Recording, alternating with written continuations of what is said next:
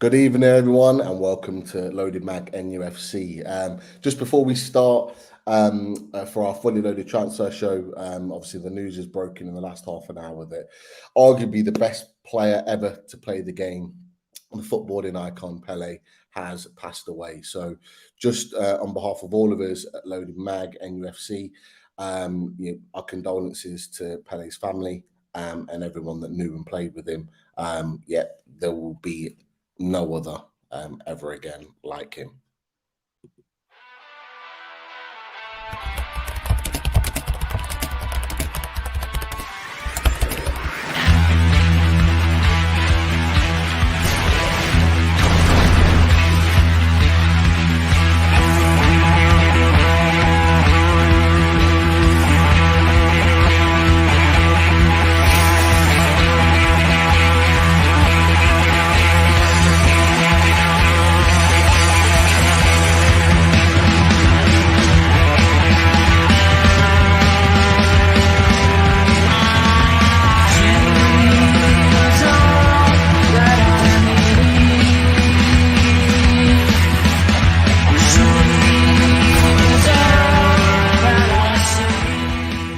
Want to make sure my face is on the re-edited version from now on. That's my only stipulation.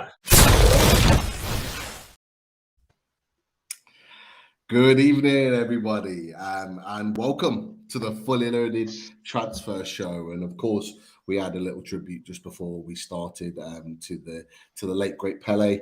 And look, as always, we always show our respect to footballers, past and present. But of course, we are a Newcastle United channel, and the reason why we're here is to talk all things Newcastle United and transfers. So, look, we're back. Brandy and Blaze is what's already been said in the chat. Back in business for another show.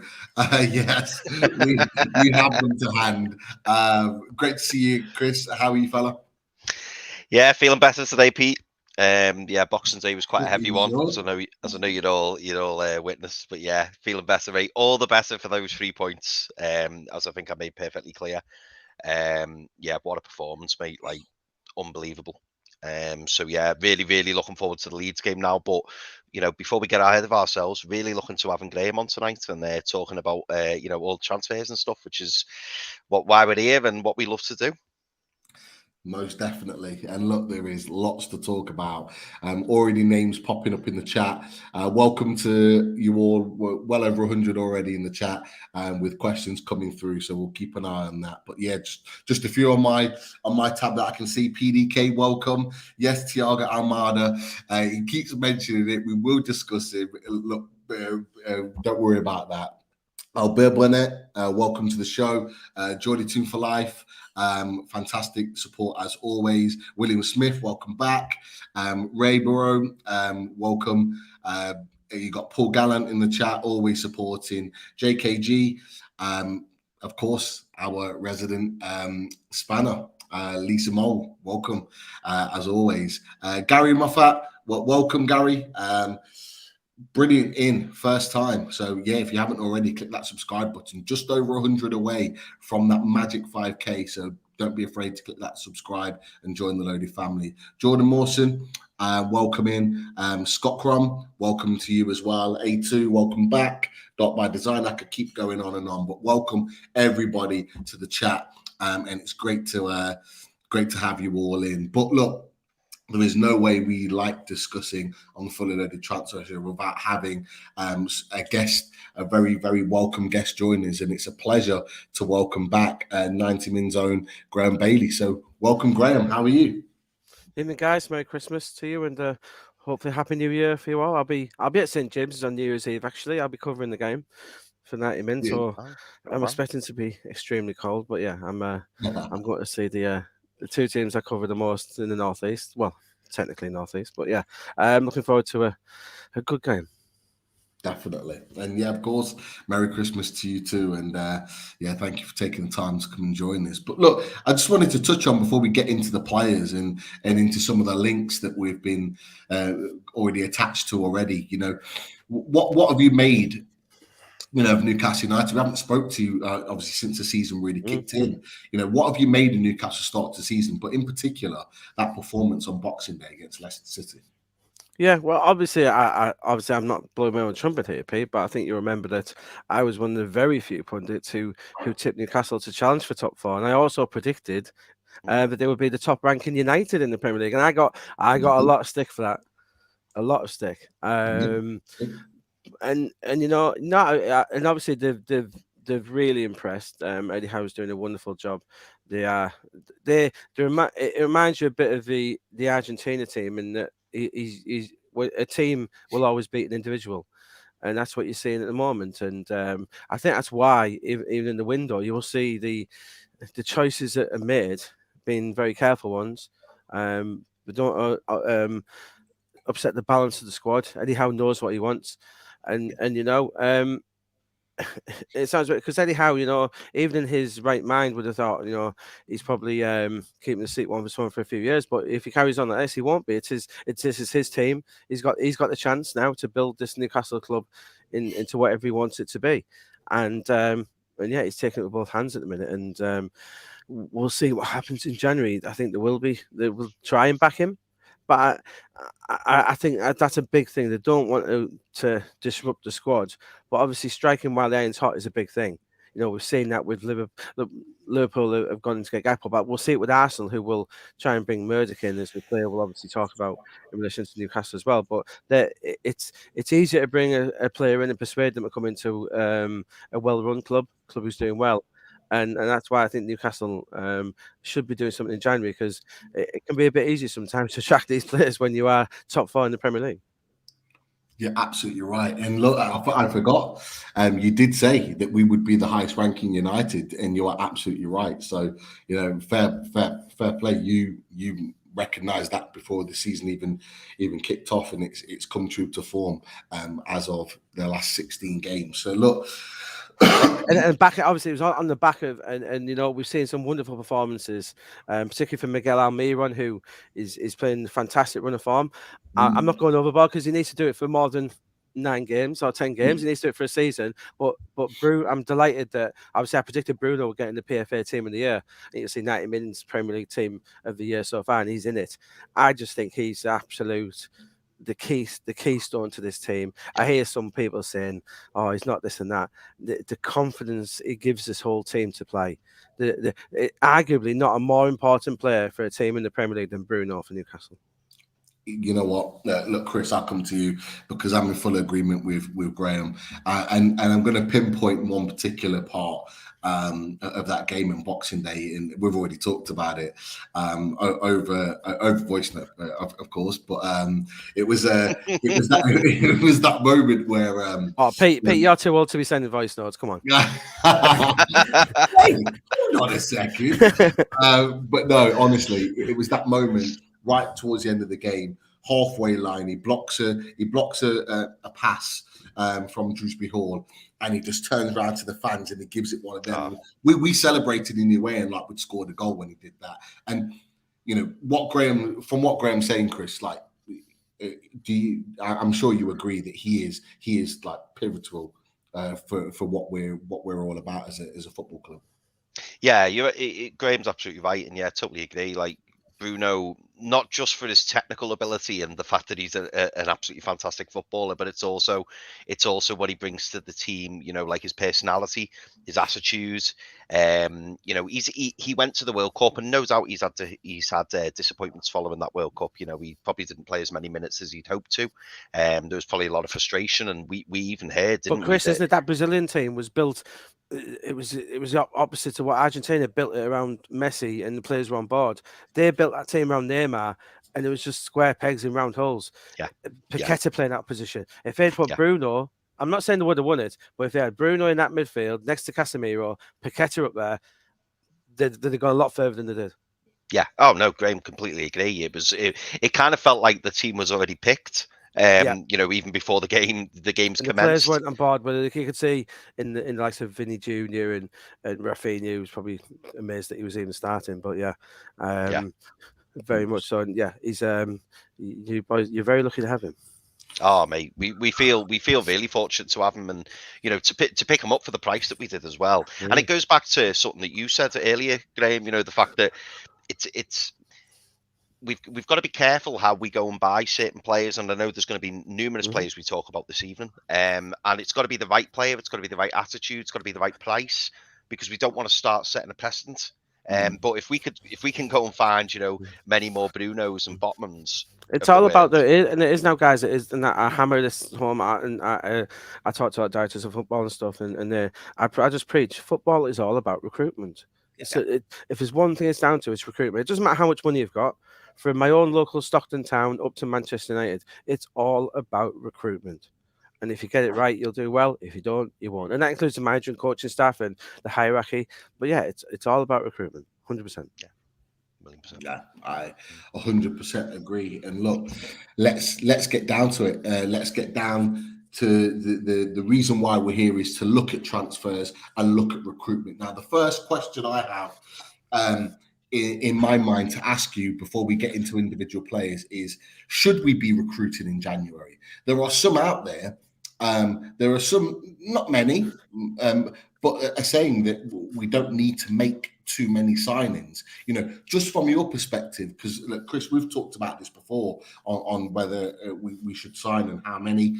From your perspective, Graeme, from what you've seen of Newcastle and what you've observed, what type of recruitment should we be looking at in January, in your opinion, and in what positions? Yeah, I think we should make signings in January. Obviously, depending on who's available. I think you need another forward. So maybe you can play across the front three. Obviously, someone like a Thuram who stands out massively for me. But I think you need someone ahead who can play ahead of Bruno and unlock the defences, because early in the season that was an issue at times. Remember that Nottingham Forest game, the first game. You couldn't unlock Forest. I think you're missing that player that other teams aren't. So obviously James Madison, and we can see from the players who you've been linked to. I think Eddie Howe knows this as well. I think midfield depth, which is why we're seeing you linked to young midfielders, particularly, obviously. But I think Newcastle will be in the market if a good deal comes on the market. We saw you were in for Chukwuemeka from Villa at the time, and now you're in for Tielemans. You're probably not going to get Tielemans, but if you got to throw your hat in the ring. If you don't, if you don't ask the question, you won't get him. And that's the same like with Madison. It looks difficult. We'll come on to him. And for me, I still probably not for January, but I think for the summer you're a centre half short. Like a top class centre half, but that's one that I don't think is necessary for January. Fabian Schär's doing a wonderful job for what he is, and he's getting you through, and Lascelles is at the end. But and this is something as a club you're going to have to get used to, where there will be. I don't think it'll be a mass. It won't be a revolution, more evolution, I think, from Eddie Howe. But there's going to be certain players who, it's up to the likes of Joe Linton Almiron to prove to Eddie Howe they should be at the club in 3 years' time. Like a Saint-Maximin, who I'm not a huge fan of, I generally don't see him in your long-term future, because if you are going top four, you can do better. And that's not slagging him off. But he's done wonderful for the club. He's done amazing things. But you have to move on, don't you, sometimes? And if you're going for a Diaby or a Thuram, they are better. Yeah, you're absolutely right. And if we want to, Chris, if we want to evolve to the team that we want us to be, which is challenging regularly for titles, we knew really that that team that would eventually win us the title, win us a major trophy, would not be the team that we inherit, that Eddie Howe inherited. We knew that the vast majority of those players would eventually be moved on. So what Graeme's saying with some of those players, even with the likes of Allan Saint-Maximin, which I'm inclined to agree with, potentially moving on at some point, it is likely to happen, because we do need better players in this squad, in this first 11. Do you know what the mad thing is, Pete? I wouldn't even necessarily say it's better players than Saint-Maximin, because Saint-Maximin showed us what he can do. It's more consistent, and without sounding disrespectful, and this I'm talking about maybe a couple of years ago, but I remember saying at the time during one of the shows, the reason Allan Saint-Maximin plays, there's a reason Allan Saint-Maximin plays for Newcastle. There's a reason. He didn't just happen to end up at Newcastle. It's because other managers lost faith in him. Other managers weren't prepared to take a risk on him. and maybe he's just not as consistent as what we need. And certainly, if we're now harbouring ambitions of becoming a top 6, top 8 club, things have fast forwarded a lot this season for us so far. Is Allan Saint-Maximin going to be the answer? I don't know, because unfortunately, you see these moments of brilliance, and you're like, oh, he's back. He's gonna start performing again, but then he'll drop off again, and then you go, hang on, we need someone who's going to consistently perform week in, week out. I mean, look at Bruno. I'm struggling to remember more than 3 games where he's been poor. Botman, same. You can go down the team. Callum Wilson. It's very rare that we've said, oh, Callum Wilson has a shocker there, or very rare that we've gone, oh, Nick Pope was terrible. But with Saint-Maximin, it feels like it's either feast or famine. Sometimes he's absolutely brilliant, and you're like, oh, this is wonderful. But how many times do we say that? Maybe 3 times a season, maybe. Yeah, and that's when he's not injured. Yeah, you're right, and we're going to need to be ruthless at some point, and it looks like we're going to start doing that very, very soon. But look, lots and lots of questions coming through. Keep those questions coming through, because we are going to get to them and get to Graeme to answer some of these questions. But just really, really quickly, thank you for all your donations and your super stickers that have come through already. Thank you, Ray, for your £4.49. Really, really appreciate it. A2, amazing. Thank you very, very much. And he says, evening, lads, about to head out for 8 hours on the road. Cheers for making the first part of my, of the journey enjoyable. Anyways, massive thanks to you. And hopefully your journey is very safe and you arrive where you need to. Safe and sound, mate. You take care. And massive thanks for Tampatoon for your $20 donation. Thank you very, very much. Happy holidays, lads. I'm happy to catch you live again, finally. Great guest on this afternoon show. Of course, we love Graeme. And I think Martin in our loaded chat actually mentioned it might actually be your hat-trick ball. It might be your 3rd appearance for us on Loaded. Hopefully we'll get some sort of recognition, hat-trick ball related. I've got a new ball to my collection, actually. If you look back, there's it's a replica of 1966 ball, which goes with my World Cup programme, which my dad was actually at the final. So I've got the genuine World Cup programme just here, and that's a replica 1966 ball, so which Pele would have played with, so it's quite relevant this evening. That's class. I love it. That's class. But yeah, hopefully we can get you a loaded hat-trick ball, which of course would be exactly the same meaning as the 1966. Of course it would be. There's no doubt about it. But look, let's talk players now. Lots and lots of talk about a number of different players at this moment in time, and look, we'll get to a few of them. But one that really interests me, and it's one that you've talked about recently, and you wrote a piece about this man, and we're looking in attacking areas, and it's Marcus Thuram. Now, you mentioned in your article that Inter Milan are trying to beat a number of Premier League clubs to Marcus Thuram. Newcastle are very keen on the French international. Now, for those that were watching the World Cup would have seen Marcus Thuram come on and play his part for France that got them to the final. What do you know about the situation of Marcus Thuram, and what's the likelihood that Newcastle will kind of heighten their interest in January? Yeah, there's a firm interest out. Borussia Mönchengladbach, if you go back 12 months, they had the same situation with Dennis Zakaria, who was sold to Juventus for about £10 million. Basically, Thuram's not signing his new deal. He is leaving. The problem Gladbach have got is that obviously Thuram we know he's already talking to clubs. It's up to him when he goes and where he goes. It's all very well, even if Newcastle, for instance, agree to do with Gladbach. If he signs a pre-contract with Inter Milan, it doesn't mean anything. And obviously Newcastle can do the pre-contract as well. And then maybe I think the way you do it is agree his pre-contract and then try and agree terms with Gladbach anyway. So yeah, it's a tough one, because with Thuram, what you need to remember, he's actually Italian born. He was born in Parma while his dad Lilian played there. Yeah. And his dad, so he had 10 years there. So he's very fond of Italy. Inter are looking at him for the summer. They've got like Lukaku, Martinez, I think Zeko's still there as well.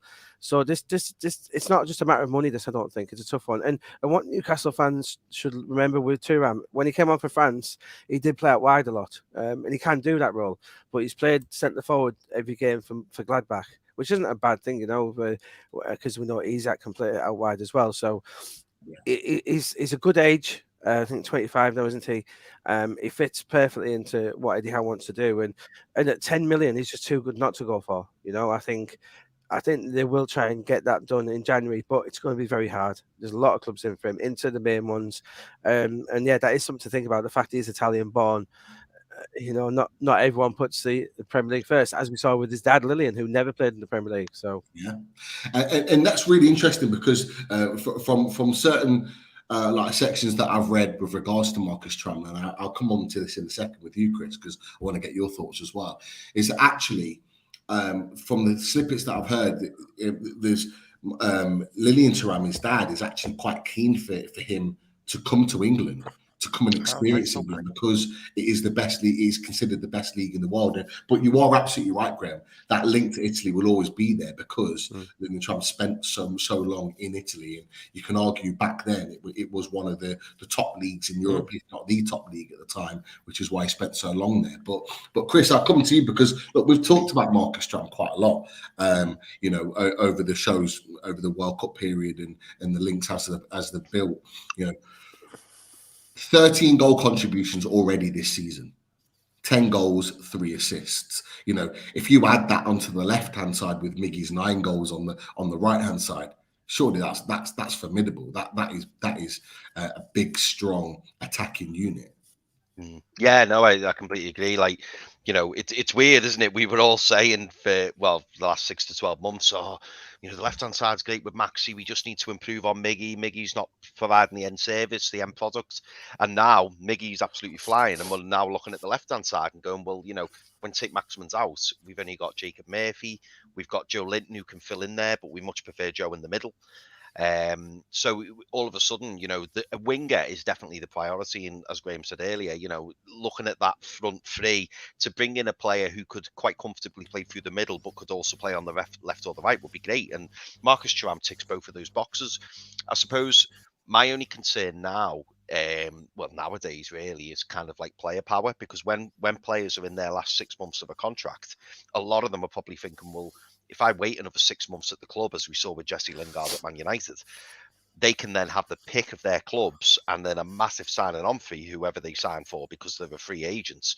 So are these players thinking, well, I may as well wait till May, June, July, and then I've got the pick of any club I want, and then I'll also get a massive signing on fee as well. It depends, I suppose, how much he wants to get out of Mönchengladbach, and whether Mönchengladbach think, you know what, we could probably get between 10, 15 million for them now, or do we keep hold of them, and maybe try and push into the European places or something? I'm not sure.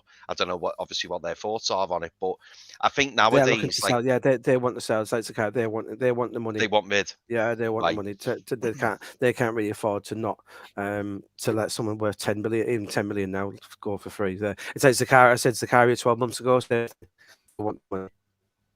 The thing about Germany, unlike England and some other leagues, is that there's not a lot of money banded around. Apart from Bayern Munich, there's not really many teams that can splash the cash. Borussia Dortmund can, because they tend to sell players for big fees.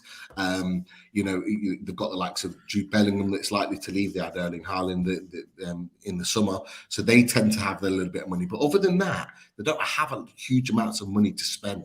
So 10 million for an English team means nothing, but 10 million for Borussia Mönchengladbach, as Graham's actually quite rightly said, is a lot of money, and they can't turn their noses up on that. But Team Review Stato just put on there, fun fact, great to have you on, Alex, as always, showing support. We are in collaboration with the Team Review, so great to have your support on the channel as always. Marcus Thuram, actually the 8th closest stat match to Alexander Isak on FBref. 5th is Haaland. So the matches there with Marcus Thuram, you got the likes of Isak, who's already at the club, and Haaland. not a bad list.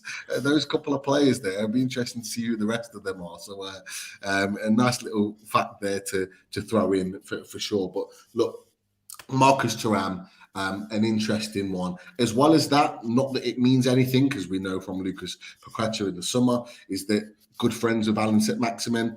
Allan Saint-Maximin's openly talked about the fact that he's tried to encourage Marcus Thuram to come to Newcastle. Like I say, as we know, with Lucas Paqueta and Bruno Guimarães, it doesn't necessarily mean anything, but it helps. And the fact that we're sitting third in the league right now also helps. That's for sure. But it's definitely one to keep an eye on. I'm sure over the course of this month we'll come back to it, because I don't think personally that's one that's going to go away. And look, Graeme, you've kind of solidified that with your thoughts on the situation with Mönchengladbach and Thuram themselves. So we'll keep an eye on that one. That is for sure. I'm going to come to another one now, and again, it's not the one that I think people are looking at. We're going to come to that in a second. But me and Daz talked about this on another show, and we brought this up as a conversation on the Fulham Transfer Show last week, in fact. And you wrote this. And it was interesting because you've just said not long ago that we're probably another quality centre back away from being, really set in that department. And it's not a department that we're really talking about at the moment. But I brought up this article that you discussed and you wrote a piece about, and that's Milan Skriniar from Inter Milan. And as you talked about, 6 months left on his contract. But just talk a little bit about your article and about this potential situation with Milan Skriniar, because you've mentioned that Newcastle are the latest of a number of teams to show an interest in him. Yeah, the presumption was that he would be signing a new deal at Milan, Inter, and they were hoping it done before the World Cup. As it's gone on, clearly he isn't agreeing a new deal as of yet. In the summer, he was very close to PSG. That didn't happen for various reasons. But now the Premier League clubs who didn't think he'd be available, it looks like they're going to have a chance at least to put a contract to him, have talks to him. And at 27, this could be the best Bosman of all time. Really, he's arguably the best centre half in the world. Coming to his prime at 27, he's a remarkable player. And Inter, they need to make a big sale. And now it won't be Skriniar. They're hoping it was Skriniar. It'll now likely be Denzel Dumfries, the right back. But now Skriniar, he's either going to leave on a free or sign a new deal. They won't be selling him. He won't be leaving in January. So it's a really interesting one. Yeah, Newcastle. I say when these deals come up, you got to ask the question. And he wasn't at the top of a lot of people's lists. He wasn't at the top of Man City's list. He wasn't at the top of Liverpool or even United. But when this player of this caliber becomes available, you've got to throw your hat in the ring, and that's what Newcastle are doing as well. Definitely, and it's interesting that you've mentioned that it's not likely to be a deal that's done until the summer, because we've got a situation, Chris, with the likes of you've got Jamal Lascelles that can't get a game. And for everyone else, his opinion in the fan base, to think that he's going to be out the door in the summer.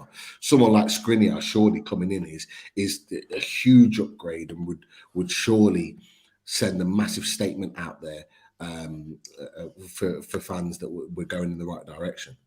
Yeah, I mean, if you could sign someone of his quality like that is ridiculous, because that puts us on a quicker trajectory than what I would imagine that we would have to attract. I mean, if we tried to attract him 6 months ago, we'd have just got laughed at. The fact that we're so high up the league now, and it goes back to what we've said about striking while the iron's hot. Because if we approach him now in January and say, listen, I was about it in the summer, and he's looking at our league table position, he's looking at the form, and we put an attractive contract proposal on the table for him, he may consider it now. I do hope that we are at least trying to have talks with him, or at least try and get him through the door, because I agree with what Graeme said. Fabian Schär has been absolutely outstanding. But in 18 months, 2 years' time, will he be at that same level? Who knows? And we all know, as we've all said, it's a squad game. And beneath Fabian Schär, you've got Jamal Lascelles, who simply isn't good enough. We've said that for a while now, and gradually we've got to improve the squad. But if somebody like him becomes available, and at 27 years of age, you've got to be interested in him, because I've watched a little bit of Skriniar, obviously playing for Inter Milan, both in Serie A and in the Champions League, and he looks superb, absolutely superb, cool as ice. He's just dead calm on the ball, can really travel out well with the ball. Big, tall, commanding centre back. So, yeah, he'd be definitely someone who I'd be really keen to bring in. Loves a tackle as well. Yeah. Loves a tackle. Hard as nails. Yeah, definitely. And if you think about, you made a really good point, Chris, actually, about that. Before we move on, is that you talked about Fabian Schär, and it could quite easily be that natural replacement for Fabian Schär. We talk about bringing players in that are going to replace the current first team players. Yeah. And those first team players then become the backups. And that is the process that you should always do in terms of building a squad. So Skriniar coming in, Skriniar and Botman. Yeah, you've got a Champions League centre-back pairing there. There's no doubt about it, if it was to come to fruition. But it's definitely one to keep an eye on. That is for sure. Now, the one that has got a lot of people talking is what's come out sort of really in the last 24 hours or so. And a number of outlets reported it, but I've got on here, friend of the channel, Craig Hope, mentioned that obviously as it was released, Jonjo Shelvey is out between 6 to 8 weeks, as it was confirmed just before the game at Leicester City at the King Power. And as he mentions in his article, he only needs 2 more starts to trigger a new contract. So with him being out for that length of time, it heightens a need for new signings to come in. And what has been mentioned in that article is a number of players. As you can see, Jorginho, that's been linked, obviously the number 6 from Chelsea, Yuri Tielemans, that I'm sure we're going to talk and get Graeme's thoughts on in a second. But also there was a few other players in there that we'll come to as well. Kefram Thuram was one of those players that was mentioned. Moises Caicedo was another. And Guido Kone, or also known as Manu Kone, from Mönchengladbach, also like Marcus Thuram. So a number of players mentioned, but it's quite clear from that article and obviously from the situation with Jonjo Shelvey, Graeme, that number 6 position is a position of priority in January. Yeah, they missed out on Andre Santos, who possibly could have filled that role as well. And Shelvey is on a very good contract as well. It's not just a matter of him getting an extension. He's on a very, very good contract, possibly more than he should have got last time it came to his renewal. And that's probably a consideration. They'll probably try and offer him another 2 years, but maybe knock down fee, because he's on a lot of money at the minute. Yeah, the midfield is an issue, and we can say that. And Jorginho, he's currently in talks with Chelsea, but he wants to pay a rise, believe it or not, which he's not going to get. Him and Kante are likely departures. I don't think Jorginho fits what Newcastle are doing future-wise. I think Jorginho wants to go back to Italy. I could be proved wrong. I don't see Jorginho at all. I just don't see how he fits in, and his wages would be huge. And although Newcastle are going for these big signings, they're trying to keep it to a certain level. I think Bruno will get a new contract before the end of the season, and he'll be the highest paid player. But I think they want to restrict it to a certain extent. If you brought someone like Jorginho in, it'd just smash your wage structure massively for a player getting on in years. So I find it hard to see that one personally. I was going to say, I'm pretty sure he's on the best pot of 200 grand a week already at Chelsea. Surely, Chris, I know you've got some thoughts on this. Surely we're not going to go and pay him something like that. At 30, 31 years old. Surely not. No, he's the exact type of player we need to avoid, in my opinion. Like, I'm not saying I don't rate him. I'm not saying he's a good player. But his wages would be ridiculous, and it would totally upset the balance of the team. And we've spoken about this loads of times. If you bring in someone on 200, 250 grand a week, especially someone who's approaching, well, you could say maybe just over the prime, it just doesn't make any sense. I don't see why you'd pay that much money for a 30, 31-year-old. And let's be honest, he's probably played in World Cups, European Championships, I'm sure. He's been playing at the top level with Chelsea. Is he really going to be up for a fight with Newcastle, or is he just going to be here to pick up a great wage packet? He's the exact type of player that we need to avoid, in my opinion. When I saw the link, I just thought, nah. I don't think we'd be interested in him. We're looking for future stars, players who are close to being near, that top bracket or have the potential to be in that top bracket. Ones who would come in on 60, 70, 80 grand a week and be happy and want to try and further the careers, not someone who's already been there, seen it and done it. They're exactly the type of players we need to avoid, in my opinion. And I'm completely agree with you. And talking of players that may want to progress their career, 18 months ago it probably wouldn't have been seen in this way, but may well be now. And you've already mentioned him, Graeme, and it's this man, it's Yuri Tielemans. We were linked heavily in the summer. I think we even discussed him the last time he came on the show as a potential option.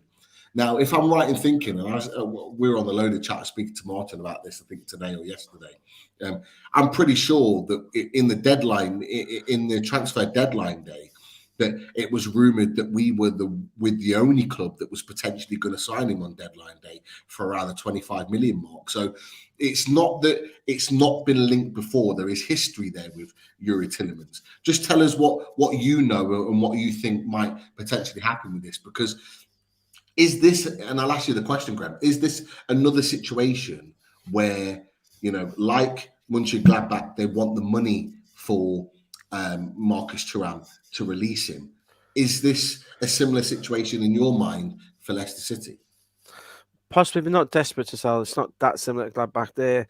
If there's another option for them, we'll obviously link to Anua, the Moroccan midfielder. So if they get him in, I could see Tielemans being allowed to go. He's a player Newcastle like. He's a wonderful, proven Premier League talent. I love him as a player. Him and Ruben Neves amongst my favourites who Newcastle should be looking at. I personally believe that he's virtually already a done deal for Arsenal, though. I think he'll be heading to Arsenal on a free transfer in the summer. They love him. They always have.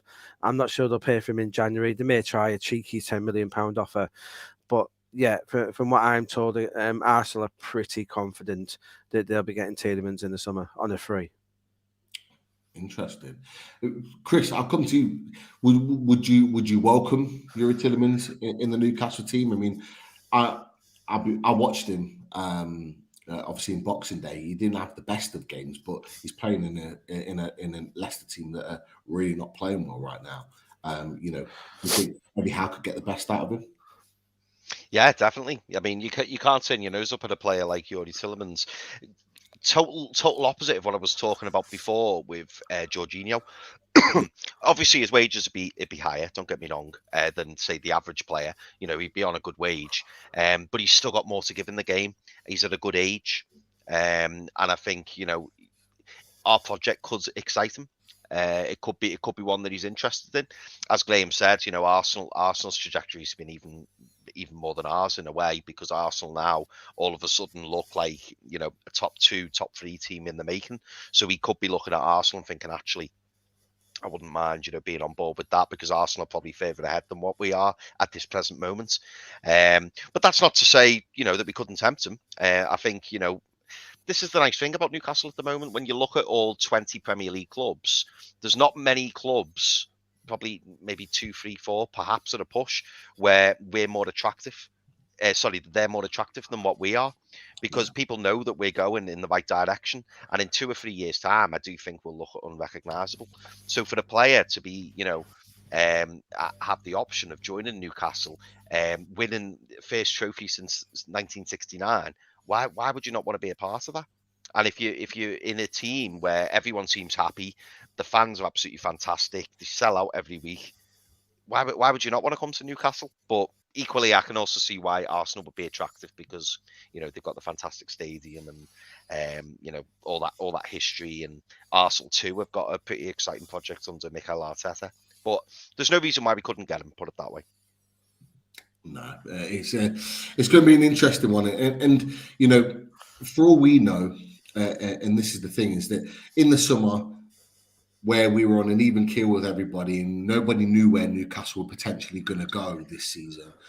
It maybe was seen from his perspective, from Yuri Tielemans' perspective, is that it might not have been the right move. But looking at Newcastle United third in the league now, you can see where Newcastle are going. You can see the type of football we were playing. He saw it firsthand on Boxing Day, and the rings were round him because the midfield was that good. Now, is that something that makes him think, you know what, this is a team that could potentially get Champions League football, which is what I want. This is a team that are building to win something, which is what I want. The difference for me, and any Arsenal fans in the chat and anyone that watching might not like this, I'll talk about it with Dan Potts. Well, we both will with Dan Potts in the away day build-up for the 3rd of January. In that, although also the top of the league right now and doing really, really well, I think long-term Newcastle United can sustain what they're doing right now because they've got the financial backing to sustain what they're doing. And I think that maybe is something that he might consider. Could be wrong, just my opinion. But I'm just throwing that out there as well. But what was one that was really interesting, and I want to get both your thoughts on this, is that there was also a link in there with Moises Caicedo. Now, he, for me, is a player. He is a proper number 6. Brighton lost Basuma to Tottenham for 30 million and have got their ready-made replacement there that they brought in this season that arguably, in my opinion, is better than what they had previously. Now, he's only just signed for the club. He's been there a short period of time, was very, very good against Newcastle. What are your thoughts on this? Graeme, I'll start with you about the potential of Moises Caicedo, because we're not the only suitors. He is attracting interest from a lot of clubs right now. Yeah, I'll be doing a piece on him later this week, actually. He's a wonderful talent. Him and Alexis McAllister, Brighton have really, their scouts have been wonderful. I don't think there's any chance. Well, I say that. One of them might go in January. I think more likely to be Alexis because his agent and his father are really pushing him to everyone. And I think Newcastle will probably have an interest in McAllister as well, given Dan Ashworth's history. Dan Ashworth knows all about him. And although I do think Madison's the likely, if you're going to pay 40-50 million pounds for someone, it's more likely to be Madison than McAllister at this point. But yeah, Caicedo's a wonderful player. He does have a lot of suitors. And, the likes of Liverpool, United have looked at him along to United tried to sign him before he went to Brighton, and he chose to go to Brighton for his development. I thought he had a fantastic World Cup, and yeah, he's a player who Newcastle should be looking at. I don't see in any way, shape, or form he moves in January at all. I thought he won't be moving in January, and because it's a lot of money to pay. I think Brighton would be asking Ben White money for him, and he's better than Basuma, as you say, Pete. So it'd be nearer 50. Same for McAllister as well. It'd be nearer 50 as well. So I think there's definitely Newcastle interest in both players. Again, one for the summer for him. Okay. Chris, Graeme, she said potentially 40-50 million for Moises Caicedo. We need a number 6. It's been well documented that that's a position we need to strengthen. Would you pay that sort of money for him? Or what have you seen of Moises Caicedo so far? Oh, mate, I put the money down right away. I mean, I know he's not been in the Premier League all that long, but again, he's a good age. I'm sure Dan Ashworth knows all about him. I forget which game it was. I think was it last season or was it this season where he literally stifled Bruno? He stifled Bruno. Was it first game of the season? Was it? Season. Second game at the end. Yeah, he absolutely stifled Bruno, and I just thought, he's getting loads of plaudits. I think I also watched Brighton play Man United, and he just dominated the midfield. Absolutely dominated the midfield. When you think, they've got, I know people, criticise Man United at times, but they've got the likes of Bruno Fernandez in there, and I think Fred was in there, and I don't think Casemiro had joined at that point, but it was just the way that he was bossing the midfield, and I thought, this is little old Brighton. And this young Ecuadorian lad's come in, and he was everywhere. And he had a fairly decent World Cup as well, didn't he? He put in some decent performances. Ecuador looked like they were gonna do something during the World Cup. So for me, yeah, I think if you if you're talking 40, 50 million for an established number 6 that you know can hit the ground running in the Premier League because they've played there for the last 6 months, I think you've got to be interested in him. And the fact that other clubs are sniffing around him as well, I think that tells you all you need to know. You know what? I'm so glad you said it, Chris, because I was going to mention it as well. In that game at the Amex was the only game this season that I've watched Bruno Guimarães and felt that a player in the same position as him had his number. The amount of times he lost the ball in possession because of Caicedo was surprising to me.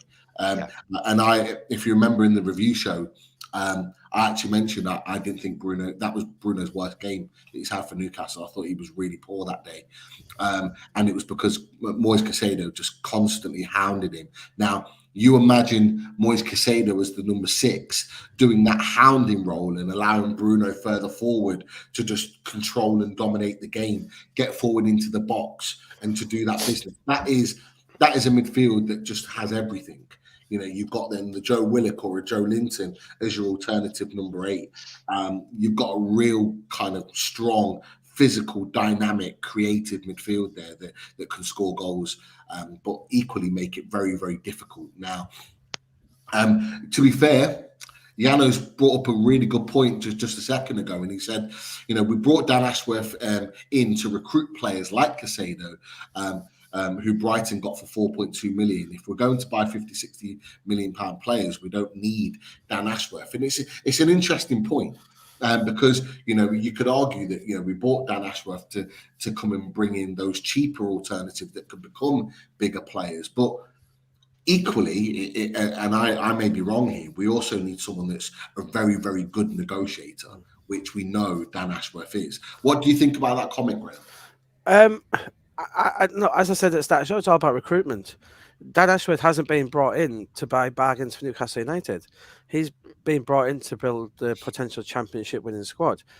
If Brighton won't sign 40, 50 million pound players. Newcastle will. They can and will. So if it's up to him now, he's stepping up. And if he thinks Caicedo is worth 40 million, 50 million, he will spend that. And then talking on Dan Ashworth and Brighton, let's not forget a third Brighton player in Leandro Trossard, who again could be available in January. A player who I think would tick a lot of boxes in that final third role. He's had a wonderful season. So yeah, I think Brighton may let one go. I don't see it being Caicedo. McAllister signed a new deal before the World Cup. So if we get a silly offer for McAllister, maybe, but I don't see it. But I think Trossard could be the most likely one. Obviously, he's out of contract in the summer, but they've got an option on him. But to get a good fee for him, so I could keep an eye on Trossard as well. Interesting. And yet we already had the picture ready. Daz was on the button as always, and Trossard was a player weeks ago during the beginning of the World Cup where he was mentioned as a potential Newcastle target. And again, we've talked about Marcus Thuram in that position. Trossard's been outstanding, as you mentioned, in that position this season for Brighton. But there's one other of those number 6 that was mentioned that some people may not know too much about. And we've talked about his brother already, and it's Kefram Thuram, who plays as a number 6 at Nice. I don't know how much you guys know about him, Graeme and Chris. I'll start with you Graeme. Do you know too much about Kefram Thuram? I've come across him. A few people have mentioned him to me. I'm told he's more of a very much in a midfield role rather than a holding player. He's obviously come up on the scouts list. I think he's more of a project signing. I think he's one who's performing well in France. Could be brought in on a bit of a budget, but he has to be better than what Newcastle have. You can't stand in the way of some of the players. And 21, he's not starting every game for Nice. I think he's very much one for the future. And we see at Newcastle looking, Franca from Flamengo has been looked at. Obviously, he's more of an attacking midfielder. But Newcastle scouring the market. We said they missed out on Andrea Santos to Chelsea, which wasn't a huge shock. Really given what they're doing in the market now, and because Brazil now is becoming a hunting ground for everyone. Brexit has been for the rights and wrongs of Brexit, but that has opened up the South American market massively. for a lot of clubs. And Newcastle are one of those who have permanent scouts out there at the moment. And so it wouldn't surprise me if they're back in for some pardon me, Brazilians as Pablo Mai, it's Sao Paulo, who's attracted a lot of attention as well. So yeah, it doesn't surprise me that these young French midfielders have been looked at. It's obviously a market that Dan Ashworth knows well, and so I think you'll see it. But the thing is with these players, and I know in the comments saying we should be saying players like Caicedo now, but the trajectory from Newcastle reserves in the first team is a lot steeper than Brighton's reserves in the first team, and we have to consider that as well. Yeah, I think that's a fair point. Chris, I don't know if you know too much about Khéphren Thuram with regards to his ability and what you maybe have seen from Nice, but is he a sort of player that you would look at? He's 21 years old. Graeme is right. He hasn't started every game for Nice, but when he has played, he's looked good. 6'4", big, physical player, can put himself around. How much have you seen of him? Do you know too much about him? Well, when you brought it up, I was thinking, please go to Graeme first, because I was just going to go. No, I haven't. I'll be honest, Pete.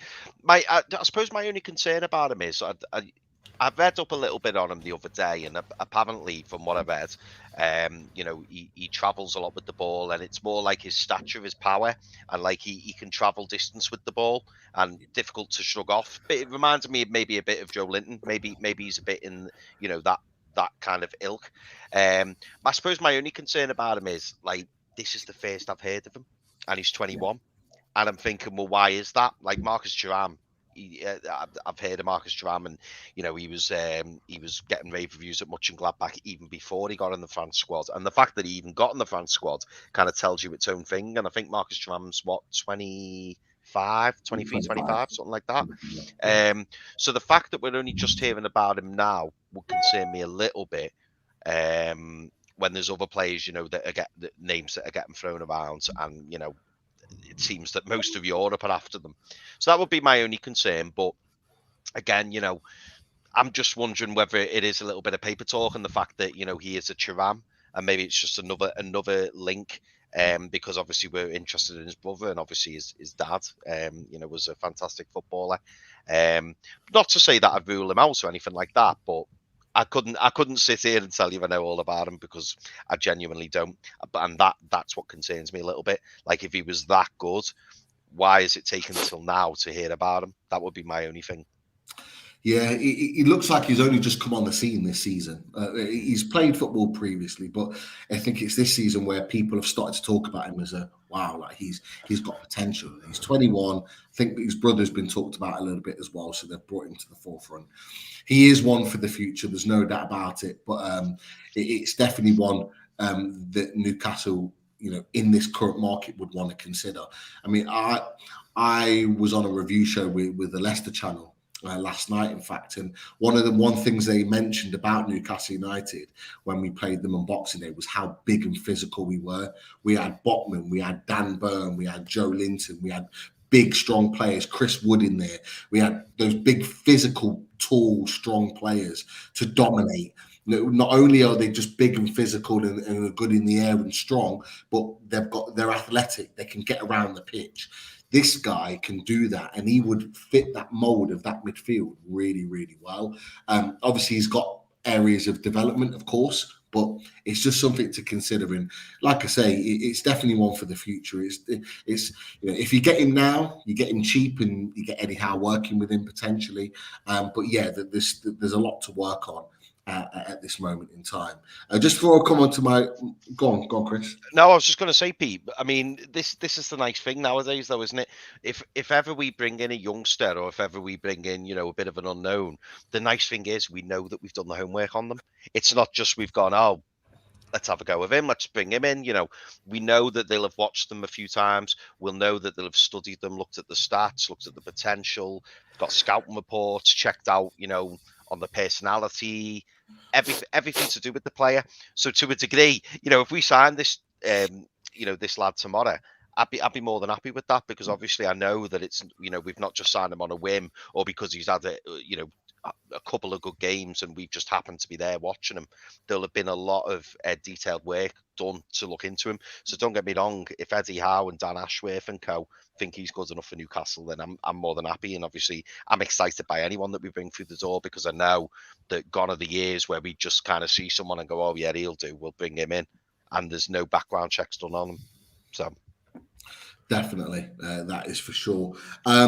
If you haven't already, click the like button to this show. It means more people can see the show and see the discussion of the Fully Loaded Transfer Show. I think Daz has tweeted or put a message out saying there's only 67 likes at this moment, and we've got 350 plus in the chat. So everyone right now, just click that like button, come and show your support. Let's try and get up to 300 plus before the end of the show, and that'll be amazing. And of course, if you haven't already, click that subscribe button. It only takes a second, but I tell you what, it means the world to us if you're able to show your support for Loaded Mag NUFC. Let's get as well on the way to nailing that 100 subscribers and hitting that 5K to become a 5K channel, because we'll continue to build and continue to work as we go along. So yeah, show your support for us and everything that we're doing at Loaded Mag NUFC. The last one from the midfield section is Manu Kone, and he was also mentioned. Now, we've just talked about Kefram Thuram, who is a player that is young, only just come into the reckoning, only just being talked about. But Manu Kone, Chris, if you remember, was a player that we talked about in the summer as a potential as a number 6. Now, he is again, putting in some really good performances for Mönchengladbach, and he's a player that could really enhance our number 6 position in particular. Graeme, how much do you know about Manu Kone? Is this one more of a tentative link, or is it something that could maybe develop into something? No, I think they've been regularly watching him. He's one who's impressed. Obviously, we know they've been watching Marcus Thuram over the last 6 months, so it's no surprise that if someone in the same team is playing well, they would take notice. It's happened with Andre Santos and the young striker Egivaldo. I can't remember his name, the striker, but it does happen when you watch a team and someone else catches the eye. Yeah, I think he's one for the future. To parachute at 21-year-old and in January, I can't see Eddie Howe doing that, to be honest. I think, if a midfielder experience is there to help bolster this team in January, I think that's what he'll do. FFP, they'd like to get a few of these squad players out to do this, and we'll see where they go.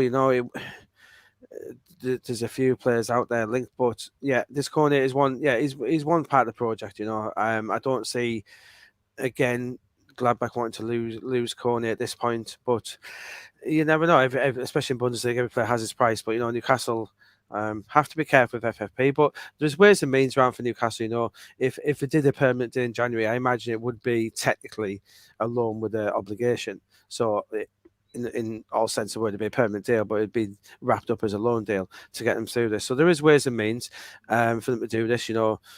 If Madison becomes available, I think they would do it. But Kone is one of those, who they like.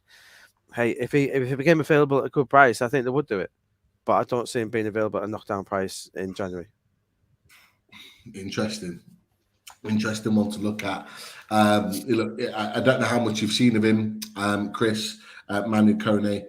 I just love how infectious he is in terms of, he just hounds players for the ball. He reminds me a little bit, maybe more refined and better on the ball, but of Chetiote. Just that he's just got that infectious nature. If he just hunts players down constantly, good retriever of the ball.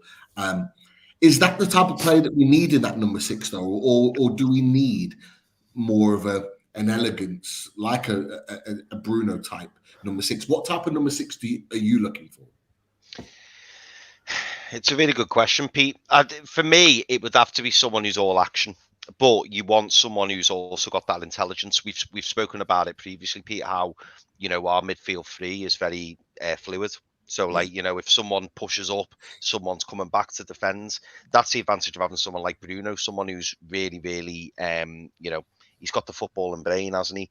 And even with Joe Linton's exactly the same. They'll cover each other, but not just the footballing brain, but also like the work rate and the effort.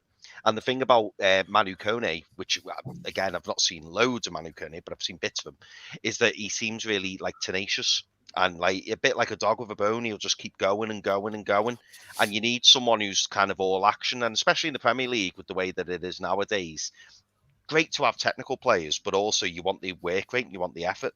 And if you've got players who run all day for you, they can be coached, they can be taught how to, when to go in certain positions, when to hold, when to wait, when to kind of like try and sniff out trouble.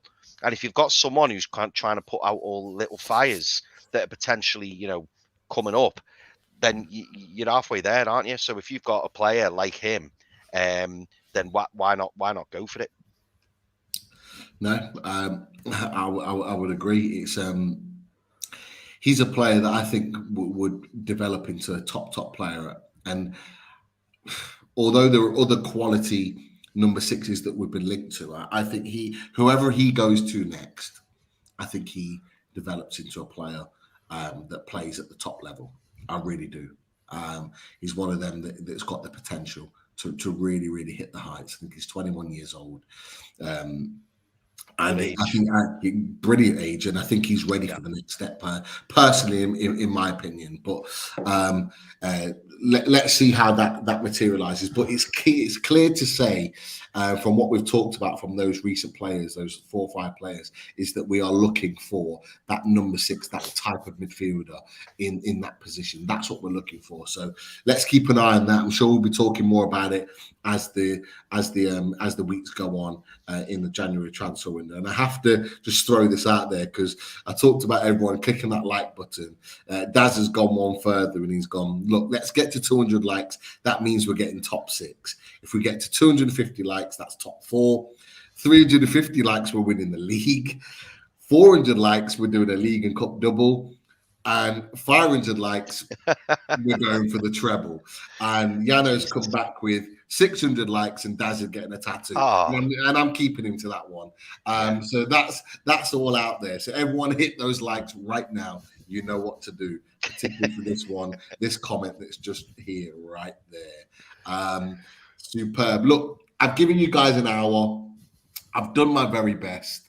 I apologize, but there's only one guy we need to come to, and I know Graham's got an opinion on this man here, and it's the guy I would like. I'm not saying he's definitely coming to Newcastle in January or even in the summer. He's the one I would like the most, and it's James Madison. And you put an article out a week or so ago, and you said, Graeme, James Madison remains firmly in Newcastle's sights for 2023. Just talk to us about, how this potential transfer is kind of like developed over the World Cup period and where it's at right now from your perspective. Yes, obviously Newcastle win in the summer, and I know some people were thought it may have been a bit of publicity for Madison's agents, but no, Newcastle have been getting encouragement here. He hasn't signed a new deal at Leicester. We know he's probably itching for that move now. We saw he did get an England squad, but he didn't start. And yeah, and I know Newcastle, they love him. They really do. They think he's got everything. He's potentially he is currently on form, one of the best number 10s in the Premier League. Why wouldn't you want him? I think he's all action. He was linked to Arsenal quite a bit, but I think this Newcastle as a project is appealing to him now. He knows you're a top 6, top 8, even top 4 team maybe, and he can really help kick on. I think getting someone like him is more important than getting a number 6. I really do. I think you got to trust in Bruno staying fit, dogged defensive. This is the type of player you need. I watched a lot of Newcastle games during the season. Almiron's kicked on. He's helped break the deadlock, but I don't personally think Almiron will continue to sort of form the whole season. If he did, he's win the golden ball. But you need someone like this, and this is the next level player. Bruno and James Madison in that midfield, we like Joe Linton, etc. But James Madison in there with Bruno is, and I think they'll try in January, but I just don't think Leicester will do it. I don't think they'll agree to sell. But again, if you don't ask, you don't get. Leicester aren't desperate in any money, but we do need to do it. Leicester had that issue where they had too many players, and they've still got that issue. The squad is massive. They've got a big wage bill there. They've got to give Madison a huge new deal. And that's one thing Newcastle, if you're going to pay a club record fee for this player, he'll be wanting a lot of money. But if you're paying £50 million for a player, you're gonna have to pay him £50 million wages. It's as simple as that. If you can't for I don't imagine they are, but you can't. I imagine Eddie Howe will be telling Madison that he thinks he's the best number 10 in the league, and then shortchange him. I don't think for 1 second they will. I think they'll know fine well what it takes. That's how these things work. It's not a football manager game. You don't bid and then find out. They know fine well what it'll take to get James Madison. And so I agree. I love him as a player. I think he'd be a fantastic fit for Newcastle, and they do like him a lot. And if I was putting my money on joining anyone in 2023, it would be firmly Newcastle. Interesting. So yeah, not saying January as such, Chris, but saying it's quite clear that from Graham's perspective, Newcastle are really, really keen on Madison. I'm keen on Madison. I want him at Newcastle for the points that Graham's made. I've said it before and I'll say it again. He's a statement signing. Are you of the same mindset, or would you prioritise a number 6 or another position for that matter? Hold on, I think you're on mute. 1 second. It's me. Sorry. Madison kind of falls in the same bracket as Tielemans for me. I think you can't knock him back. Like, if Madison's available, you go and get him. And in many ways, Madison, I think I prefer Madison over Tielemans, because I think Madison's the type of player that I think he probably looks around and thinks, you know what, I could do better. I did get them both, Chris. What a double sign that'd be. I don't think we would. But hey, again, I wouldn't knock both of them back. Do you know what I mean, Graeme? Like, I think Madison would be my preferred one of the two, because I think he can push on and go to a different level. Especially in an Eddie Howe side who's so progressive and quick with the ball, and with James Madison, you've also got that set piece threat as well. I think that would just add an extra dimension to him. But yeah, I mean, don't get me wrong, Pete. I'd love us to sign James Madison, and I think if we did as well, like that would make you one of the happiest people in Leicester, would it not? It would. I've already got Leicester fans that are shaking at the thought of them losing Madison, particularly after Boxing Day, because it was very, very clear to me, and I'm sure to many other Newcastle fans watching, that without James Madison, Leicester are not the same team. And for a lot of Leicester fans, they were saying exactly the same, is that without James Madison, they are not the same team. And, you see Madison in the crowd, and I mentioned it on a review show, and he's sitting there and he's like... I think he's gettable, though, guys. One thing as well with Leicester, with Harvey Barnes and Dewsbury Hall, two wonderful players as well. Also, although there would be a lot weaker team, they wouldn't be left too short-handed, if you know what I mean. They've almost got the riches they've got in their midfield is spectacular. So by selling Madison, I love Barnes and Dewsbury Hall as well. I think absolutely spectacular. So I think that's what makes Madison that bit more attainable, I think. Yeah, you absolutely. I mean, look, I would say personally this season, Madison's been influential for them. He's the best player. Don't get me wrong, he's the best out that far in the midfield. Tielemans, Dewsbury Hall and Barnes. He's all day long the one you're taking, but obviously he's the one you make. Obviously, then I guess they would see it would allow Dewsbury Hall and Barnes to progress. I think Barnes could potentially get to that level quite easily, but but I think Madison's served his time now, hasn't he, with Leicester? And I think the time is right for him to move. Yeah, I think that's a fair point, and they need to get something for him, because I just personally think unlike Tielemans in the summer, I don't think teams are going to put anywhere near the sort of money that Leicester will want for James Madison. But James Madison could come out of this season with crazy goal and assist records. We know he was hitting in the goal and assist records he was hitting in the 20s last season. He's well on his way to doing the same again this season, albeit for a current knee injury. I just think that with the money they're going to want for him, they're not going to get that money in the summer. And And they could get that money now from Newcastle. And I think Newcastle could potentially hit a deal in January. I think it would be a lot more difficult in the summer to get him because a lot of other teams may be interested. I know, Graeme, you mentioned that you think, Newcastle are kind of at the head of the table and may well be. But I just think getting him now when we're at our strongest, which is right now, third in the Premier League, would be the perfect time to really project us on to continue this fantastic form. I still think we'll continue it to a point anyway, but adding someone like Madison could just really give the whole club, the players, the squad, a lift, knowing we've brought in a player of his caliber. And this is why I just think it's such an important signing if we can get it done. Graeme, do you think, just while we're on the subject of Madison, which is our favourite subject at the minute, because we just love talking James Madison, don't we? Do you think there's anything in the fact that, he's taken so long to come back following the World Cup? Do you think the fact that he's, he was in the stands and obviously, the camera zooming in on him and he's typically not going to look happy because obviously Leicester were getting played off the park at the time. But do you think there's anything for us to think that, maybe something's happened already, or maybe something's going to happen? Or like, if you were a betting man, would you say that James Madison will be a Newcastle player more likely come the end of January or the end of this season? If I pushed you for it. It's a tough one. I think they will try in January, certainly. And, Newcastle are getting very good at, from within the club, playing things down. And then let's forget that we saw the Alexander Isak, the struck when the deal was there. I think if a Madison deal is there to be had, I think I'll do it. I don't think Madison will necessarily demand a move in January because he knows he'll get one in the summer. So yeah, I think next few weeks will tell us a lot, and we'll see what comes out from both clubs. But I think Newcastle will be pushing the door, see how far ajar it goes, and if there's a real chink of light, they'll go for it. And not just for Madison, but a few. Newcastle are they're making sure that all the other Premier League clubs know they've got problems with FFP. They may not sign anyone, and etc., which is it's the right sort of PR to do. And yeah, if I was putting my money on it, I'd say more likely summer, but I'd only say 60-40. I think it wouldn't take much. If Leicester had a change of mind, Newcastle will do it at drop the hat.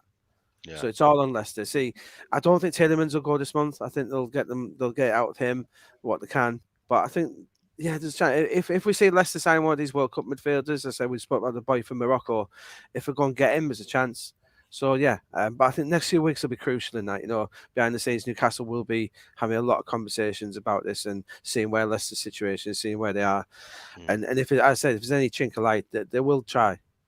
Yeah, and let's be clear as well, Graeme. They can't allow surely for another Tielemans situation where Tielemans now he's only got 6 months left, hasn't he? And come the end of the season, Madison's only going to have a year. And by the sounds of it, Madison's made it pretty clear he's not going to sign a new deal. So Leicester either do the deal now at the 18-month mark, or they wait until the end of the season when there's the whole summer. But surely the price will drop another 10-15 million, maybe.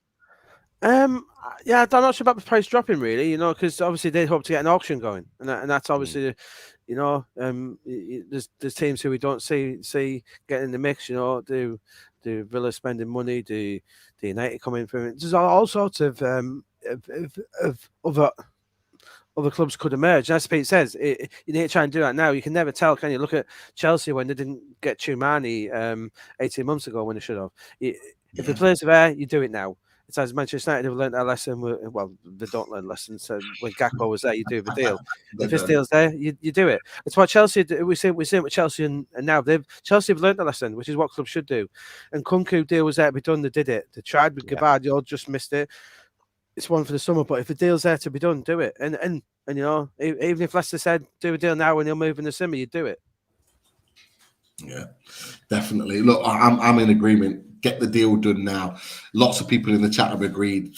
Get that deal done now. Strike while the iron's hot.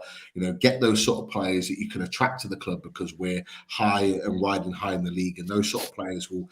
I think you've got some Sunderland fans in the chat. The ones who are suggesting you buy Fred. I'm not seeing them, but geez, no way do we need Fred at Newcastle United. There is no doubt. Maybe Fred the Red is a mascot, and that's about it. Yeah. God, yeah, I'd rather have him than the actual Fred in there. That is for sure. But look, lots of people saying, Loaded Mag, NUFC, great show. Thank you, Belly81. If you haven't already, hit that subscribe button and come and watch us on a regular basis, because look, we aren't stopping here. We've got more shows to come, more transfer shows, more away day shows, so much more to come with Newcastle United that we're going to be continuing to throw your way. So come and join the Loaded family, that's for sure. Daz is keeping an eye on the likes. We're on 150. Top 10 for us so far. Do the right thing. Click those likes, and while you're there, click that subscribe button. Come and join the Loaded family on a regular basis. That is for sure. Some questions coming in, like Chris Dawson said, Shelvey plus cash for Madison. Could that be a sweetener? You'd send Shelvey that way because he's got 6 months left on his contract as a way of sweetening the deal. What do you boys think about that? What do you think, guys? I think you would give Shelvey a piggyback down there if that was the case. Leicester are a good team. They know what they're doing in the transfer market. I think they'd more likely ask for someone like Elliot Anderson. I think that's the sort of thing they would do. No, John Shelvey will. I haven't looked into it, but I can definitely say he's not going to Leicester as part of that deal. Okay, well, that's only that there. But you know what, Chris Dawson, it's an interesting point made. Definitely. Do we say? I think if you threw another name in there, if you threw a Saint-Maximin name in there, well, I was just about to bring it up. Belly81 has put swap ASM for Madison. Look, Graeme, Chris, I'm going to ask you the question: would you do it? I'd have him in the taxi now if that was offered. Wow, straight swap. Oh, that'd be Saint-Maximin plus 30 at least. There's no, as we're saying, James Madison is the best number 10 in the Premier League. Allan Saint-Maximin, when he comes back from injury, he's struggling to get his game for Newcastle. I know you guys like him a lot, but I like him as a player, I like him as a person, but he's just not on that next level where you're going. He was good when you guys were at the bottom battling relegation. Great player. Sell him to Southampton. That's his level. Yeah, do you know what? It's so hard because, like before, I noticed a lot of people in the chat. Pete, I don't know if you picked up on it. A lot of people in the chat were being bemused by what we were saying about Saint-Maximin earlier. And don't get me wrong, I love Allan Saint-Maximin. And Allan Saint-Maximin over the past couple of seasons has been absolutely outstanding for us. And he's really helped us. And as Graeme said, when we were near the bottom of the league, he was our shining light. You were that bad. He was your only bright point. Yeah, but now you're not in the market for just being entertained. Now you're in the market for trophies. You're challenging Man City, Liverpool, Arsenal. Does Allan Saint-Maximin frighten any of those teams? No, he doesn't. He doesn't frighten any of the big teams. James Madison does. Do you know the difficulty though, Graeme? Like when you say he doesn't frighten them, it's hard because Allan Saint-Maximin on form. We saw what Allan Saint-Maximin done to Man City. He absolutely tore Man City apart. But the trouble is, he's not doing it every week. Yeah, isn't that the one game in his Newcastle career that he's actually scored against the top 4 team in his Newcastle career? Is it? He has his goal scorer. It's I love him as a performer, but again, as you said, he's 25 now. I'm not talking about some 21-year-old up and coming prospect. 25, and he's a decent Premier League player, but that's it. And he splits opinion, doesn't he? And I suppose the frustration. And he's so lazy. Oh, when I watch, I don't like lazy wingers. I really don't, and that's something that I've grown up with. I really don't like lazy wingers. And I can't remember what game it was. It wasn't the Forest game. It was another one where he spent 20 minutes mourning to who's your number 2, Teddy Howard? Who's number 2 again? Jason. Matt spent 20 minutes mourning about some challenge that someone had put in on him. I was like, and I think that's the thing where, and I've seen some of the comments, and I fully agree with. I don't think Saint-Maximin is an Eddie Howe player. I likes him as a person. Not getting away from that. He's a lovely guy. He really is. But I said this is part of the process now of you building towards a top 4 team. So he needs to stop talking off the pitch and doing it on it. Where you see Joe Linton, Almiron now, we're thinking, yeah. They could potentially be part of our future. not with Saint-Maximin. So, it's not against him, but it's just, I say, these deals, what you said, Madison is just that Madison within that Newcastle team under Howe could become world class. He could. Don't ask me the question, Chris, because I'm not answering you. I'm not giving the answer.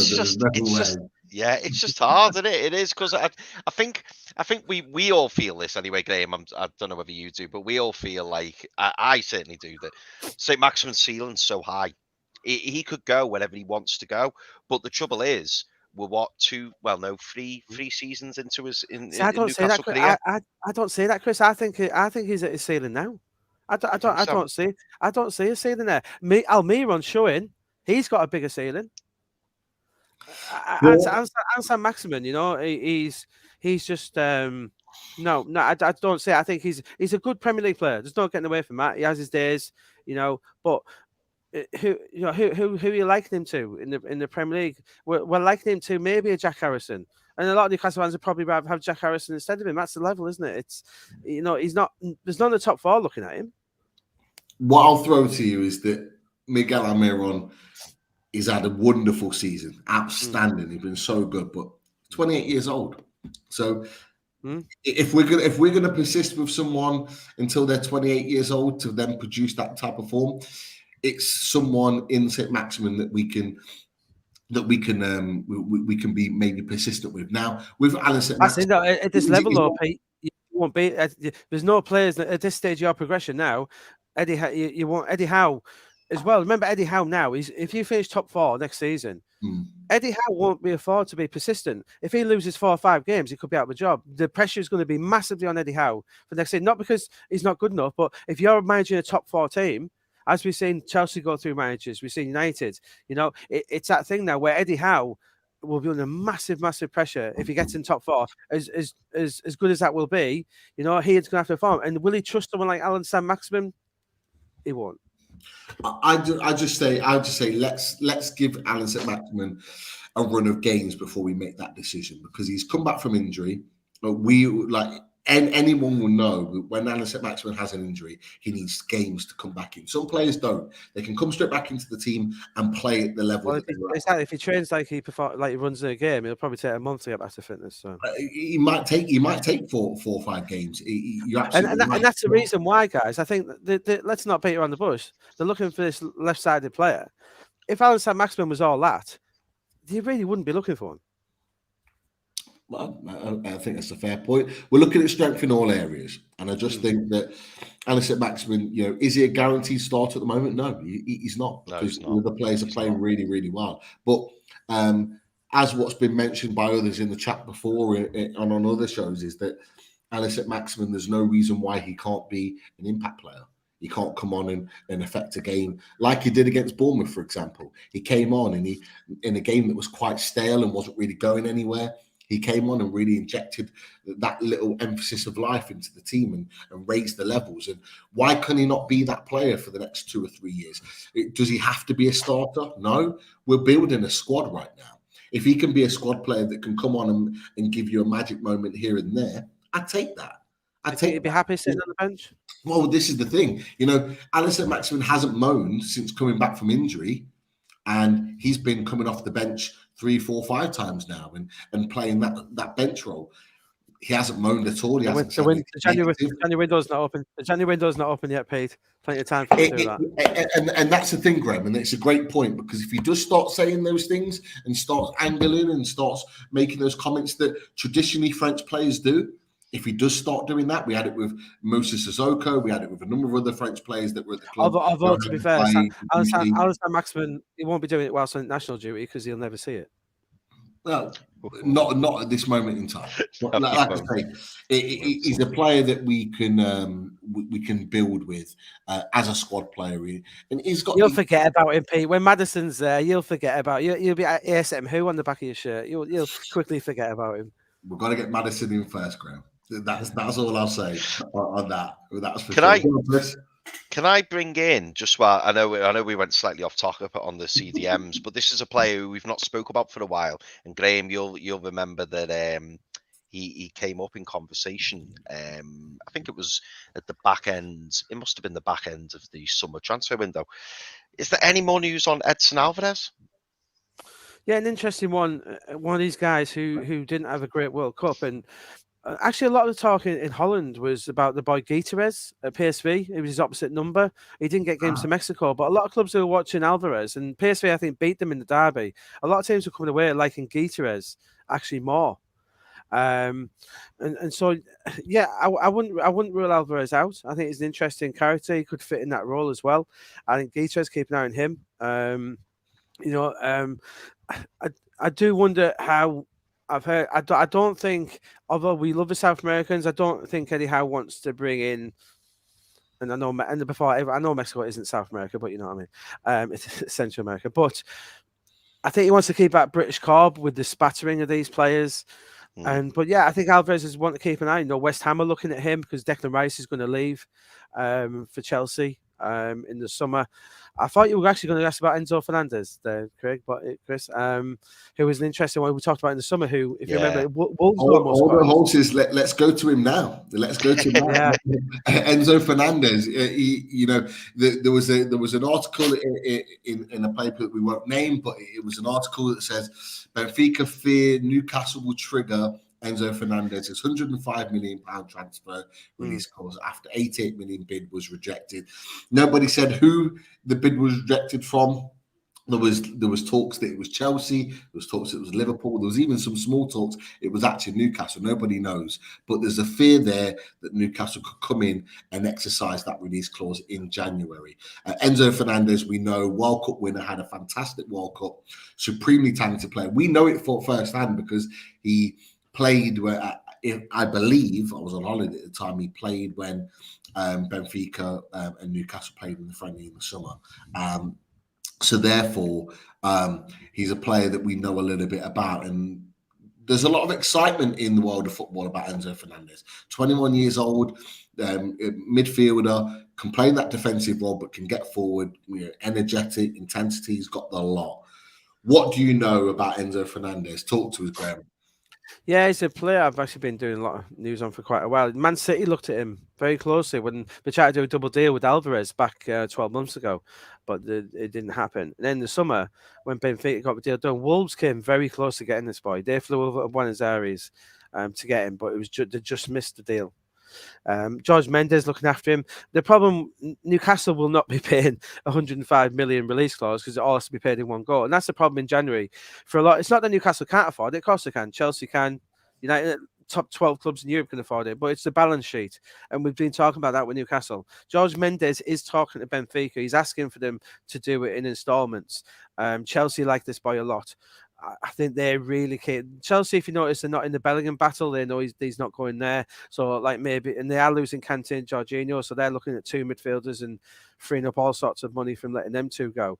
So I think Chelsea are leading this. But clearly, a player Newcastle have looked at. But I would say, yeah, you won't be, unless everything Newcastle say to us journalists is a lie, you won't be paying £105 million for any player in one lump sum, because it's really hard on your account sheets, FFP. It'd be so hard to do. So I can't see Enzo Fernandez leaving in this January unless Benfica suddenly decide that they want to cash in. And everything I'm speaking to people at Benfica, they're in no mood to sell. And Goncalo Ramos again. Benfica know they can get more in the summer for this kid. It's a bit similar to Vardiol. Vardiol, Leipzig have suddenly, we're keeping this lad till the summer, and his value is going up and up. Enzo Fernandez's value is going to go up and up. Benfica are going to win the league, and we'll see it. So, and expect, Bellingham, who I don't think will be going to Liverpool, so expect them to step up their interest possibly in Fernandez as well. A lot of midfielders are moving around this summer, but yeah, unfortunately, although it's a nice link, I don't see Newcastle being in for this one. But don't worry, you'll be getting plenty of others who they think are just as good. Cough, cough, Mr. Madison. Do you know what? On Enzo Fernandez, he was another one who, obviously when we were linked with him, my first thought was, when we talked about going for players who've got the potential to go up into that higher bracket, I think he's now in that higher bracket. Yeah. And I just don't see us. Not to say that we couldn't get him money wise, but like we spoke about Caicedo, if we could do a deal for Caicedo for 50 million, Who's 21. No, he's you got to sign his players who, but unfortunately, a lot of these teams now, where Real Madrid have learned the lesson a lot, and it was from the Eden Hazard deal, where, and they've spoken about this, Junior Calafat and Florentino Perez sat down saying, we need to be taking these players from source. We just shouldn't be taking Hazard from Chelsea. We should be taking him from Lille. Where you're seeing somebody, so Madrid take Tchouameni from Monaco. They're going to go after Bellingham now. You know, they're acting on these deals now. And so Newcastle, there is room to go around, but it'll be really interesting. And we'll see. So there's lots of players available. We know Newcastle like a lot of Leeds players. It wouldn't surprise me to see them linked to Tyler Adams or Weston McKennie at some point. There's lots of options out there. There's for the summer. You know, keep an eye on Jefferson Lerma, for instance. Bournemouth 20-year-old player who Eddie Howe loves. 28 available on free transfer. Not saying he's star, but what a great squad player he would be, addition wise. Step up from, and so there'll be lots of links coming. But Enzo Fernandez, back to Enzo Fernandez. Yeah, I think we'll have to wait till the summer to see where he goes. But it won't be. I don't see him coming in January unless Benfica have a massive change of heart. Yeah, it's one to keep an eye on. And look, as we know, things can change very, very quickly. Newcastle get Champions League football. We get the huge sponsorship on the shirt that we expect in the summer. It might allow for us to kind of expand our spending. Let's wait and see on that. But it's a really, really. As we say, if you do a deal in January, it probably won't be for a player who you have to pay a release clause for. That's the thing, you know. Whereas if you went, as we said, if you get Madison for 50, it'll be installments, etc., etc. You can build that into your financials. Whereas Enzo Fernandez, yeah, you can clearly, you know, even the biggest clubs in the world would struggle to pay 100 million in January, and to get that, unless you're PSG, to get that through your accountants. Yeah, that's a fair point. There was one link that came out the other day I want to bring to you just before we go to some questions. And it was Ben Jacobs, friend of the channel. In fact, Ben Jacobs said about Joao Felix. Challenge for all Joao Felix suitors is that he's being offered a straight loan with no option to buy. That means an outlay of 8 million fee and 5.3 million net salary.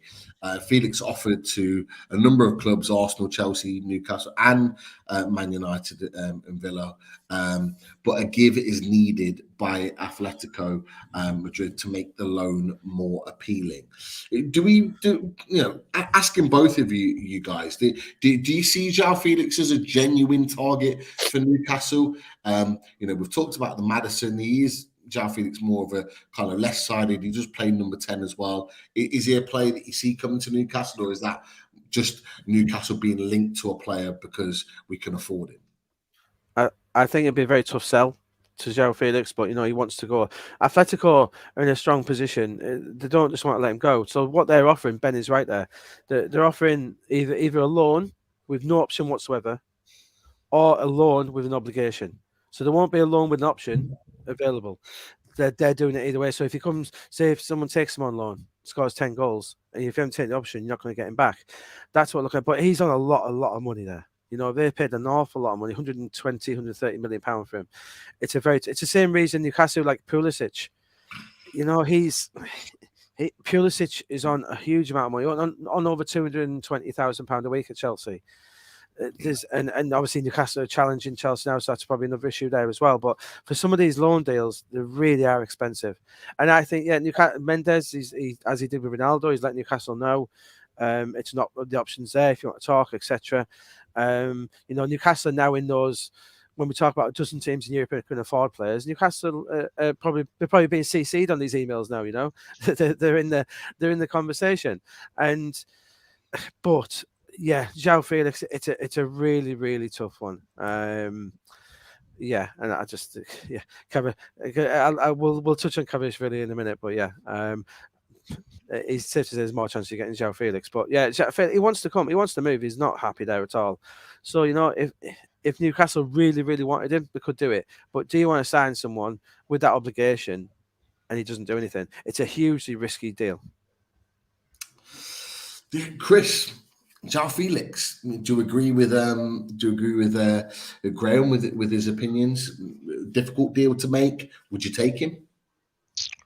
Yeah, it is a difficult deal to make, and unfortunately, again, when we're talking about caliber and players being up there, imagine the wages he'd be on. The Yeah, wages he's another one who would you're smashing the structure. And with these deals, remember, when these contracts, if he's signing when he first arrived on 220, there's incremental things now where he's going to be on well over 250, if not more. Now, at this point, you know what I mean? All players have this, where that's why a lot of these clubs have problems moving these players on, even with Newcastle and these squad players, because the contracts are going up and up during the length of the deal. That's why sometimes it's harder than you think to get rid of some of these players, because they don't want to go either, because they're getting extra money every year. Yeah, this is difficult. This is the difficulty, isn't it?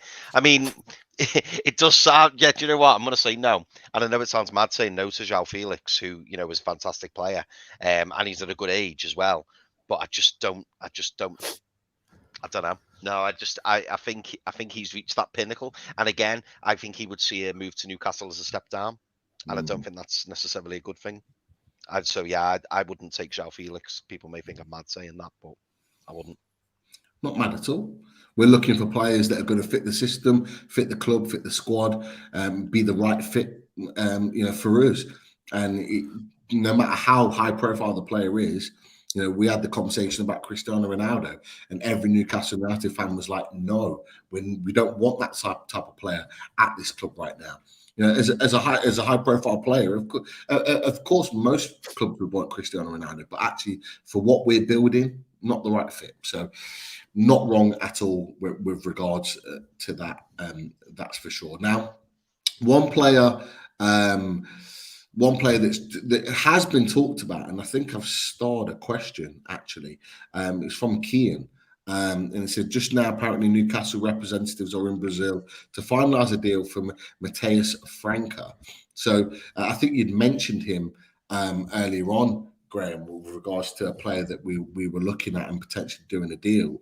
Matheus Franca, do you know too much about him? What's the likelihood of that deal being done over the course of? Yeah, it's a player that, like, I think Newcastle have spoken to.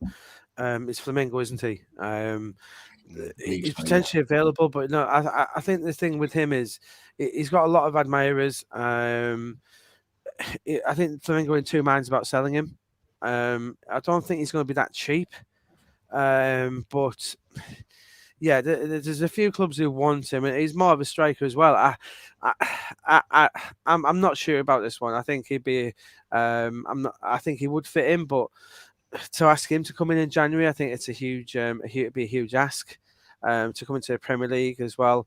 I wouldn't really, as we know, Newcastle scouts, Steve Nixon especially, he's got a fantastic knowledge of Brazilian football at the minute. And I think it's one where they may try and do for the summer as well. I don't think it's one you'd sign and bring him in January to make a massive impact. And he's more of a forward. He's not a six, as we know.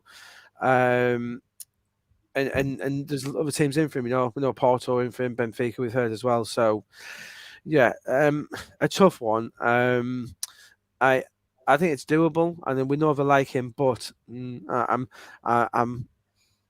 not 100% sure on this one. I think Newcastle, some of these Brazilian clubs do have a habit of suggesting a deal is a bit further down the line than it is, but there's a definite interest there, but obviously from other clubs as well. So yeah, he's definitely one on the radar and one Newcastle have talked to. But again, this isn't one of the easier deals to do, this one, because Flamengo don't need to sell in, and Flamengo are a really interesting club. They're a bit like Newcastle, Brazil. Their fans are absolutely rabid. They're remember Gabigol linked there as well, and they are absolutely crazy. These fans, Flamengo are one of the biggest fan base in Brazil, so it's not always easy to get players out of Flamengo. No, it's a fair point. Keep an eye on that, because we are looking in that Brazilian market. We've been linked with a number of players and continue to be linked with players. So we're looking to do what many other top clubs have done, is pick those quality players out of South America, Brazil in particular, and bring them over. So we'll keep an eye on that one. But yeah, thank you, Keane, for bringing that one up. Look, I have to mention him before we go to questions, otherwise PDK will kill me. And it is Thiago Almada at Atlanta United, where Miguel Almiron played. Argentinian international, plays in sort of like that number 10 position. I think it's 6 goals, 7 assists this season in the MLS. Has huge potential. I think he's still really, really young, like 21, 22 years old. anyone know anything about Thiago Almada, and will he come over to Europe at some point? Obviously, Darren Eales knows him well. So he did the deal to bring him to Atlanta United. So again, I think it's one for the future. This guy, I don't think he's one for January this time, but again, he's on the radar. Almiron, probably one of the best imports from the MLS. To be fair, but it's one of those. Yeah, it won't be cheap. But as I said, Darren Eales will know the player well. He'll be recommending him. But yeah, I thought you were going to ask about Kvaratskhelia, the Georgian at Napoli. To be fair, I thought you were going to talk about him, but don't worry, he's here. Right. There you go, man. I know you wrote a little something on him. Me and Daz talked about him last week, but let's bring him up again because Daz will be very happy that you brought KK up. Kvaratskhelia, what do you know? Oh, guys, this is the real deal. If you're going to pay 100 million for any player in Europe right now, it'd be this boy. He is currently, I would say, and I know I do a lot of foreign stuff as well. This guy is currently probably the best player in Europe. He's that good. He is amazing. This guy is, and I know Newcastle linked to him 50 million. You'd be looking to get his right boot for that. This is Napoli. He's going nowhere for 50 million. This guy is. He's gonna set all sorts of records. He is absolutely unplayable at the minute. He honestly, I run out of superlatives about him. Obviously, I love Moussa Diaby, who Newcastle have been at before. I love Madison, but this guy is doing great. And unfortunately, I don't think Newcastle will be able to get him. I'll be honest. But I think this guy already is in the City, Real Madrid, Barcelona category. And that's no disrespect to Newcastle, but I think most of the Premier League won't get him. This guy is already at that level. Well, I think most Newcastle fans will understand that there is a tier at the moment. Financially, we can buy any player in the world. I think that's the reality. But in terms of attracting a player, we are in a tier right now. We are building. So it is going to be a process, and so I don't think you're wrong in saying that at all. I think you're absolutely spot on. But if you get a chance to watch this guy, he's absolutely seen a bit of him. Absolutely amazing. He's absolutely amazing. Seen a bit of him this season in the Champions League. He's just super silky. And to be fair, Napoli bought him for like 10 million. Napoli had a great something, Osimhen, and there's a guy who they bought from Sassuolo, who Scamacca went to West Ham, but the one of my favourite players in Europe was Raspadori, who a wonderful player who went to Napoli as well. And it's also Napoli. It's all guys. It's all about recruitment, as we said. Raspadori is a talented boy. Amazing player. Brilliant. They have got some players. There's no doubt about that. But Daz has just put on there 95 subs away from the 5K. Thank you so much to everyone that subbed tonight. If you haven't already, come and join the Loaded family. Let's get us to 5K ASAP so we can build on from there. And Chris, on the third attempt, I didn't see that. It wasn't very smooth, was it? Wasn't very smooth. On the third attempt, nailed it, of course. So yeah, absolutely fantastic. Thank you for your support. But yeah, you're absolutely right, Graeme, about KK and Kvaratskhelia, super player, Raspadori as well. They've got some top players at the moment, and thank you, Bruno Guimarães, if I'm right in thinking, for firstly watching the show, but secondly for putting your £4.49 in. Cheers, great, Bruno. Sorry, mate. Doesn't agree maybe about ASM. The stats don't lie, but yeah, if he's putting in one, as Chris said, if he's putting in 1, 2, 3 performances in the season, what's that? That's not. And to be fair, that's not going to keep you in any house plans anyway. So if I was Newcastle fans who love him, I wouldn't go buy an ASM shirt anytime soon. No, it's all about opinions, and like I say, respect your opinion. It was a good discussion earlier, to be fair, about the ASM situation. It was. I think he's the main. I think he might be the first major victim, Pete, of that Newcastle progression. And if he is, and there's going to be a few of them. We know that. There's some players who'll go on the journey, and there's some players who won't. And you're on a fantastic journey, and that's just you won't be crying too much if you see some of these lads in the mirror in the back of the car waving goodbye to them. No, you're absolutely right. I think Shelby could potentially be that first victim. ASM potentially could be another. There will be others. Fabian Shaw, with all due respect, he's been outstanding for us this season. Will eventually be one of those that kind of, it makes way for better players coming in. That it is the reality, and it's football. Let's be honest. All players move on. And everyone expects that. So it's all about opinions. Great discussions, great opinions. Thank you for your point in there, Bruno G. Always respect that. No, it's a wall Christmas tree, not the Christmas tree. But thank you anyway for your comment. I think I'll put it in the comments as well later on. But yeah, fair enough. Look, we've got some questions. Let's get to some questions with regards to some players. What we got, Chris? Right, so let's hit some questions up. I liked this one actually from Tom Dixon earlier. Tom asks, would you take either Trossard, Kante, Firmino, or Tielemans? Ooh. It's good. You've thrown some good names up there. Are we only talking one? Are we saying just one? Well, yeah.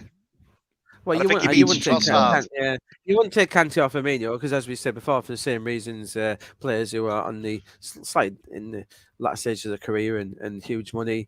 Trossard, I'd say I would take Tielemans ahead of Trossard, but I think in terms of realistically, I think Trossard would be more likely than Tielemans.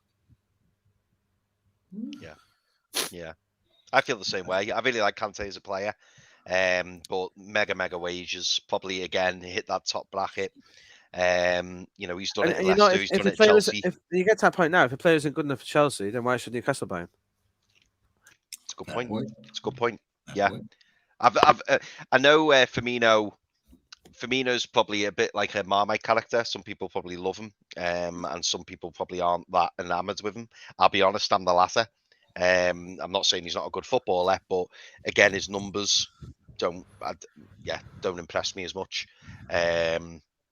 So yeah, it'd probably be Tielemans or Trossard out of those two. What about you, Pete? Oh, yeah, interesting one. On current form, I take Trossard.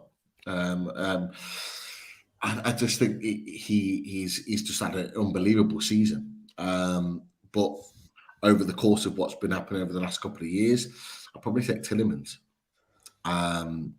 Just because we need a midfielder in there. We need that solidity. We need an additional body in there that can do a real good job. So, I'll probably lean towards Tielemans, if I'm honest, over Trossard.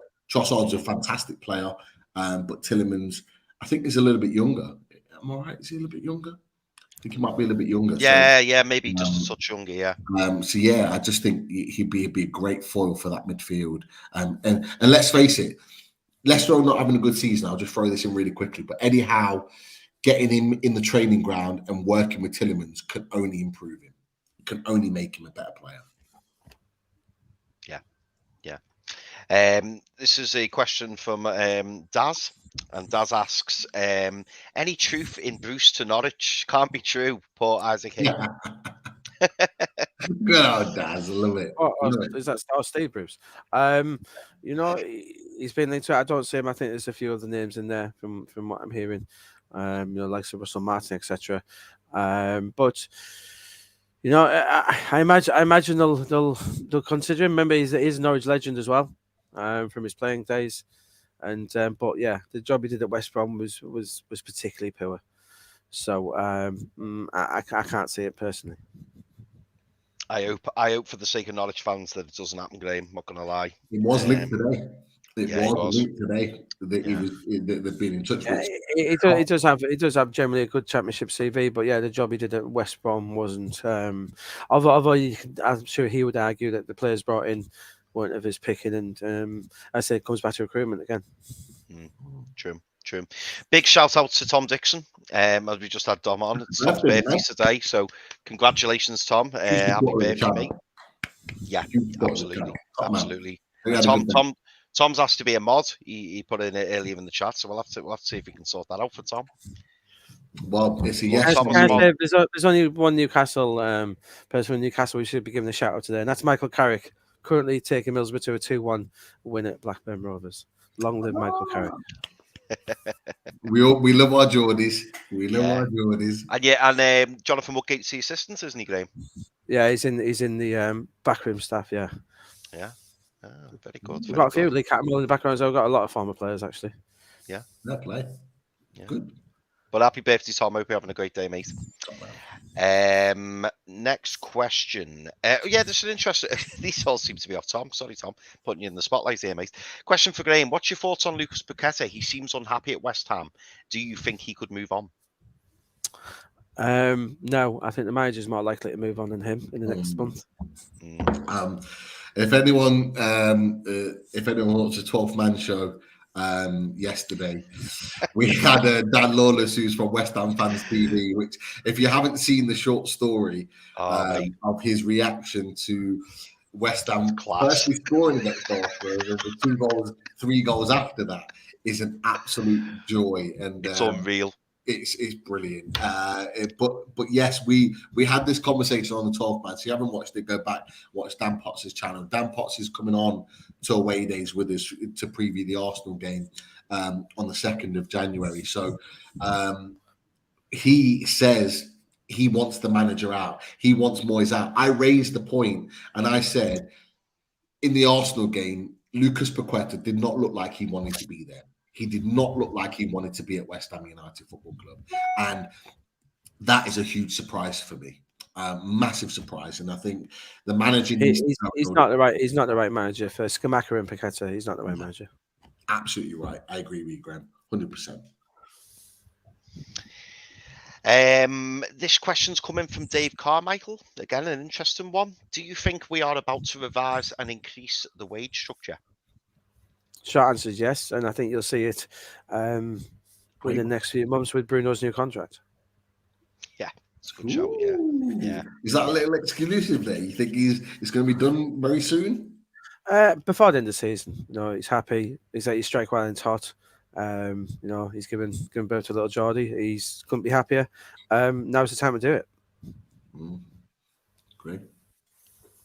Brilliant. Great question from Dave. Super. Yeah. Bill Burnett asks, Perry Groves suggested that Eddie Howe is in place only on a temporary basis. Is Perry being a bit of a wind-up merchant, Graeme, or what do you think?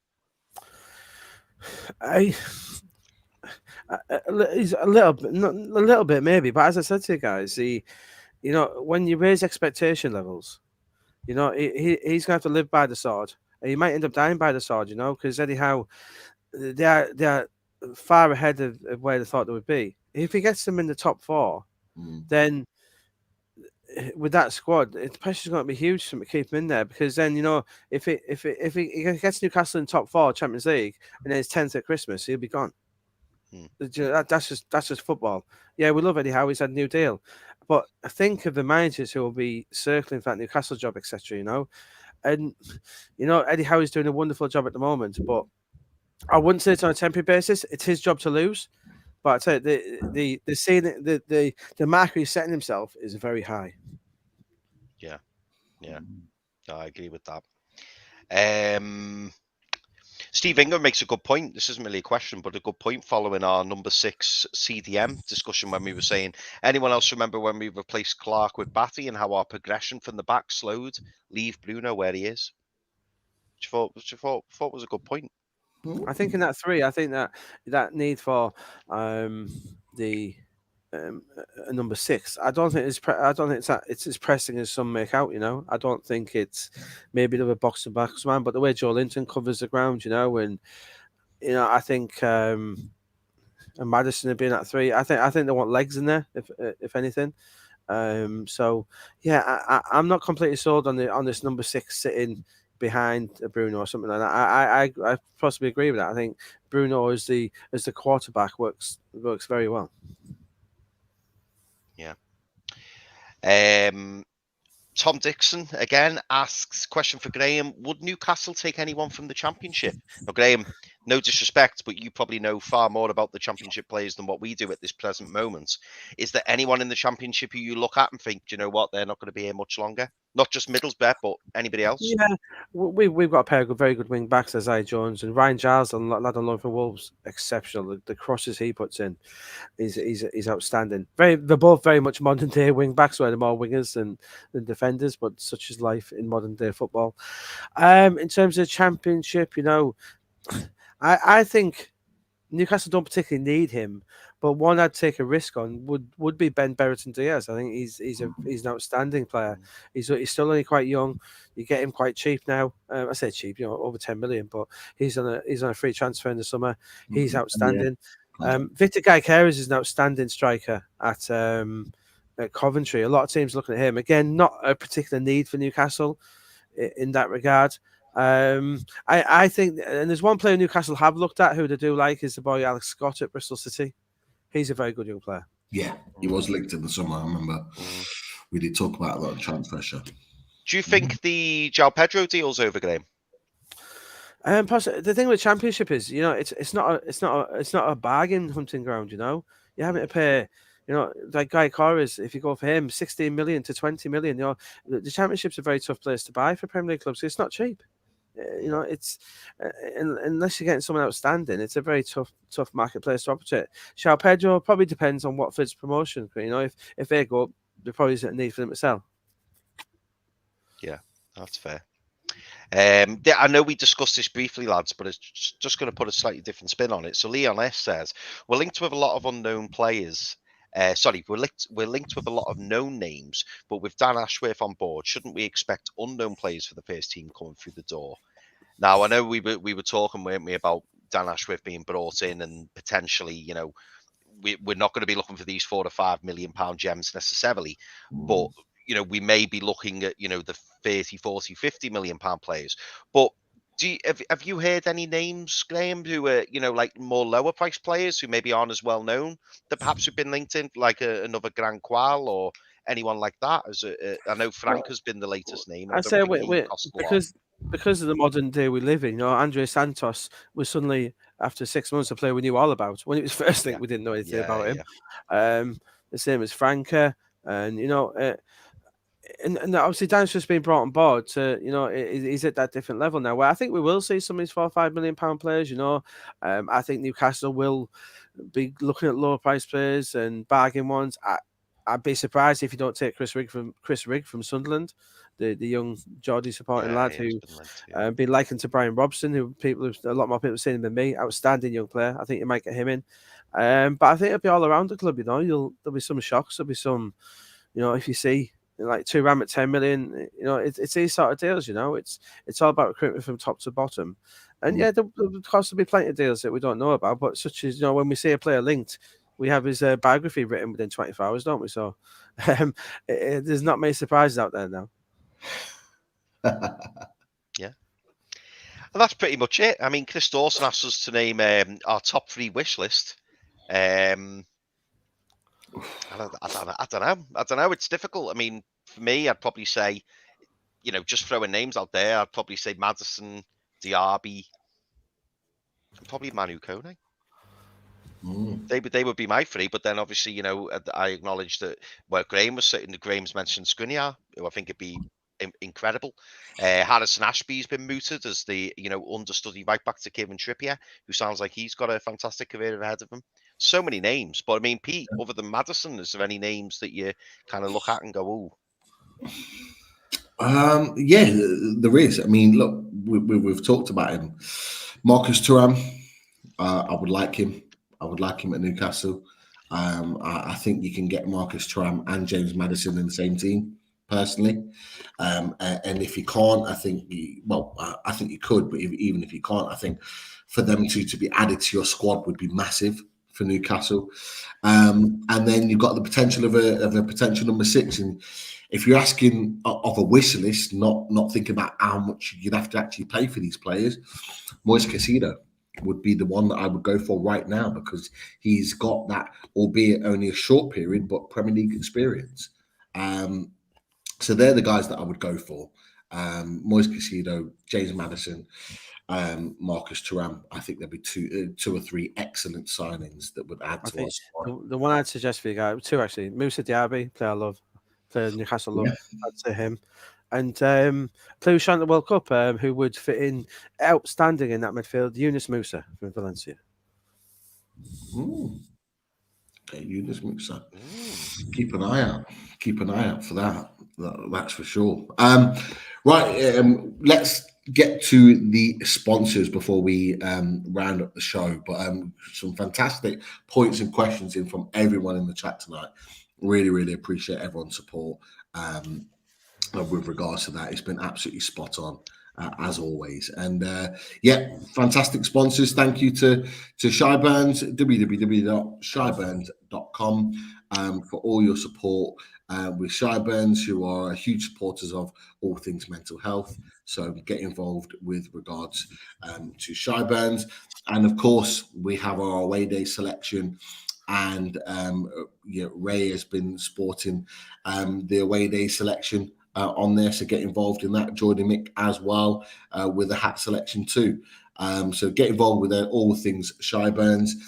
Pins and prints, thank you for your support as always. You've got some fantastic pins and prints in there available, including that famous Almiron goal as well. And thank you to Marty from Machine House. Spoke to you earlier on today.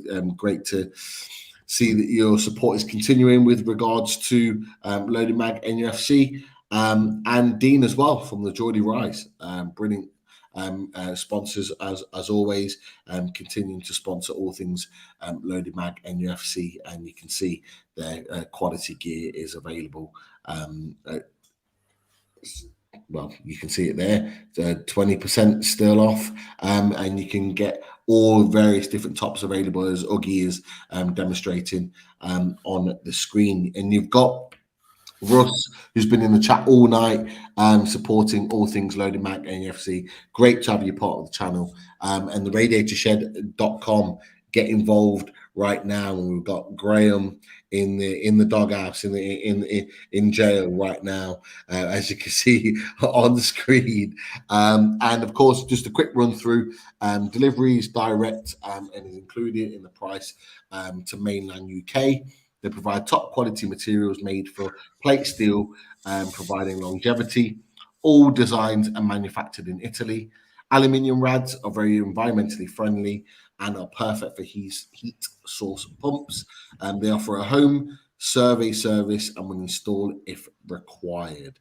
And of course, their partnership with Northeast Partnerships, the install works, is there as well. So get involved in all things the Radiator Shed, of course. And as Chris put on earlier, we are so close to 5k, getting ever closer. Thank you for all your subs tonight. Please continue to support the channel.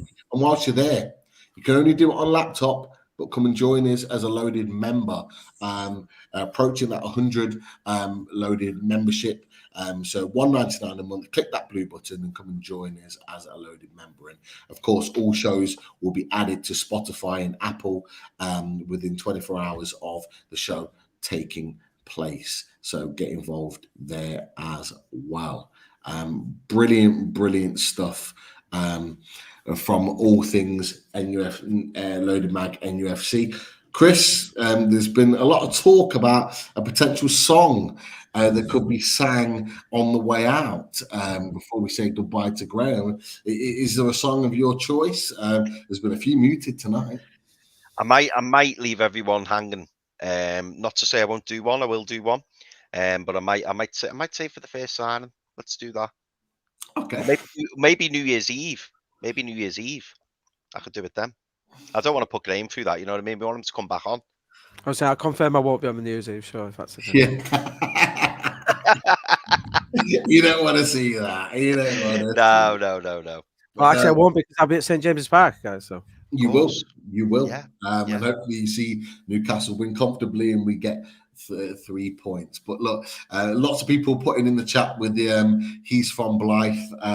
You will never ever beat Dan Bird. I love the new chant that's coming in from Dan Bird. I'm glad we finally found a chant Dan Burn. It's a brilliant one, and one I'm sure we'll be singing as well, hopefully on New Year's Eve when we do the review show, but let's wait and see. Fantastic show as always. Graeme, such an absolute pleasure to chat transfers with you and all things NUFC. Just before you go, where can we find you? At Graeme Bailey on Twitter. Lots of opinion pieces on there, and obviously getting busier by the day as January approaches. Definitely. Look, it'd be a pleasure to have you on back on again before the window's out, and I'll be in touch. But thank you very much for taking the time to join us. Thank you to everyone in the chat. Amazing chat as always. I had 370 at one point. Absolutely brilliant support. Click that like on the way out. Click that subscribe. Get us to 5K. Come and support the channel. And look, we will be back next week with another fully loaded transfer show, but in between that there will be a Leeds review, and even more so there will be an away days tomorrow with Just Joe football show from 6:45. Keep that note, 6:45 tomorrow. We are going to be previewing the Leeds game, and to see whether we can finish the year in style and get 3 points. And as we mentioned, Chris will be singing very, very loudly in the review show for the Leeds game after we get those 3 points on New Year's Eve. So stick around for that one as well. Absolutely brilliant. Love the Fully Loaded transfer shows as always. Brandy and Blaze back in business. Graeme, pleasure as always. Thank you so much for taking the time to come and join us. Anytime, guys. We'll be back for more very, very soon. And of course, how'd you like that? How you like that?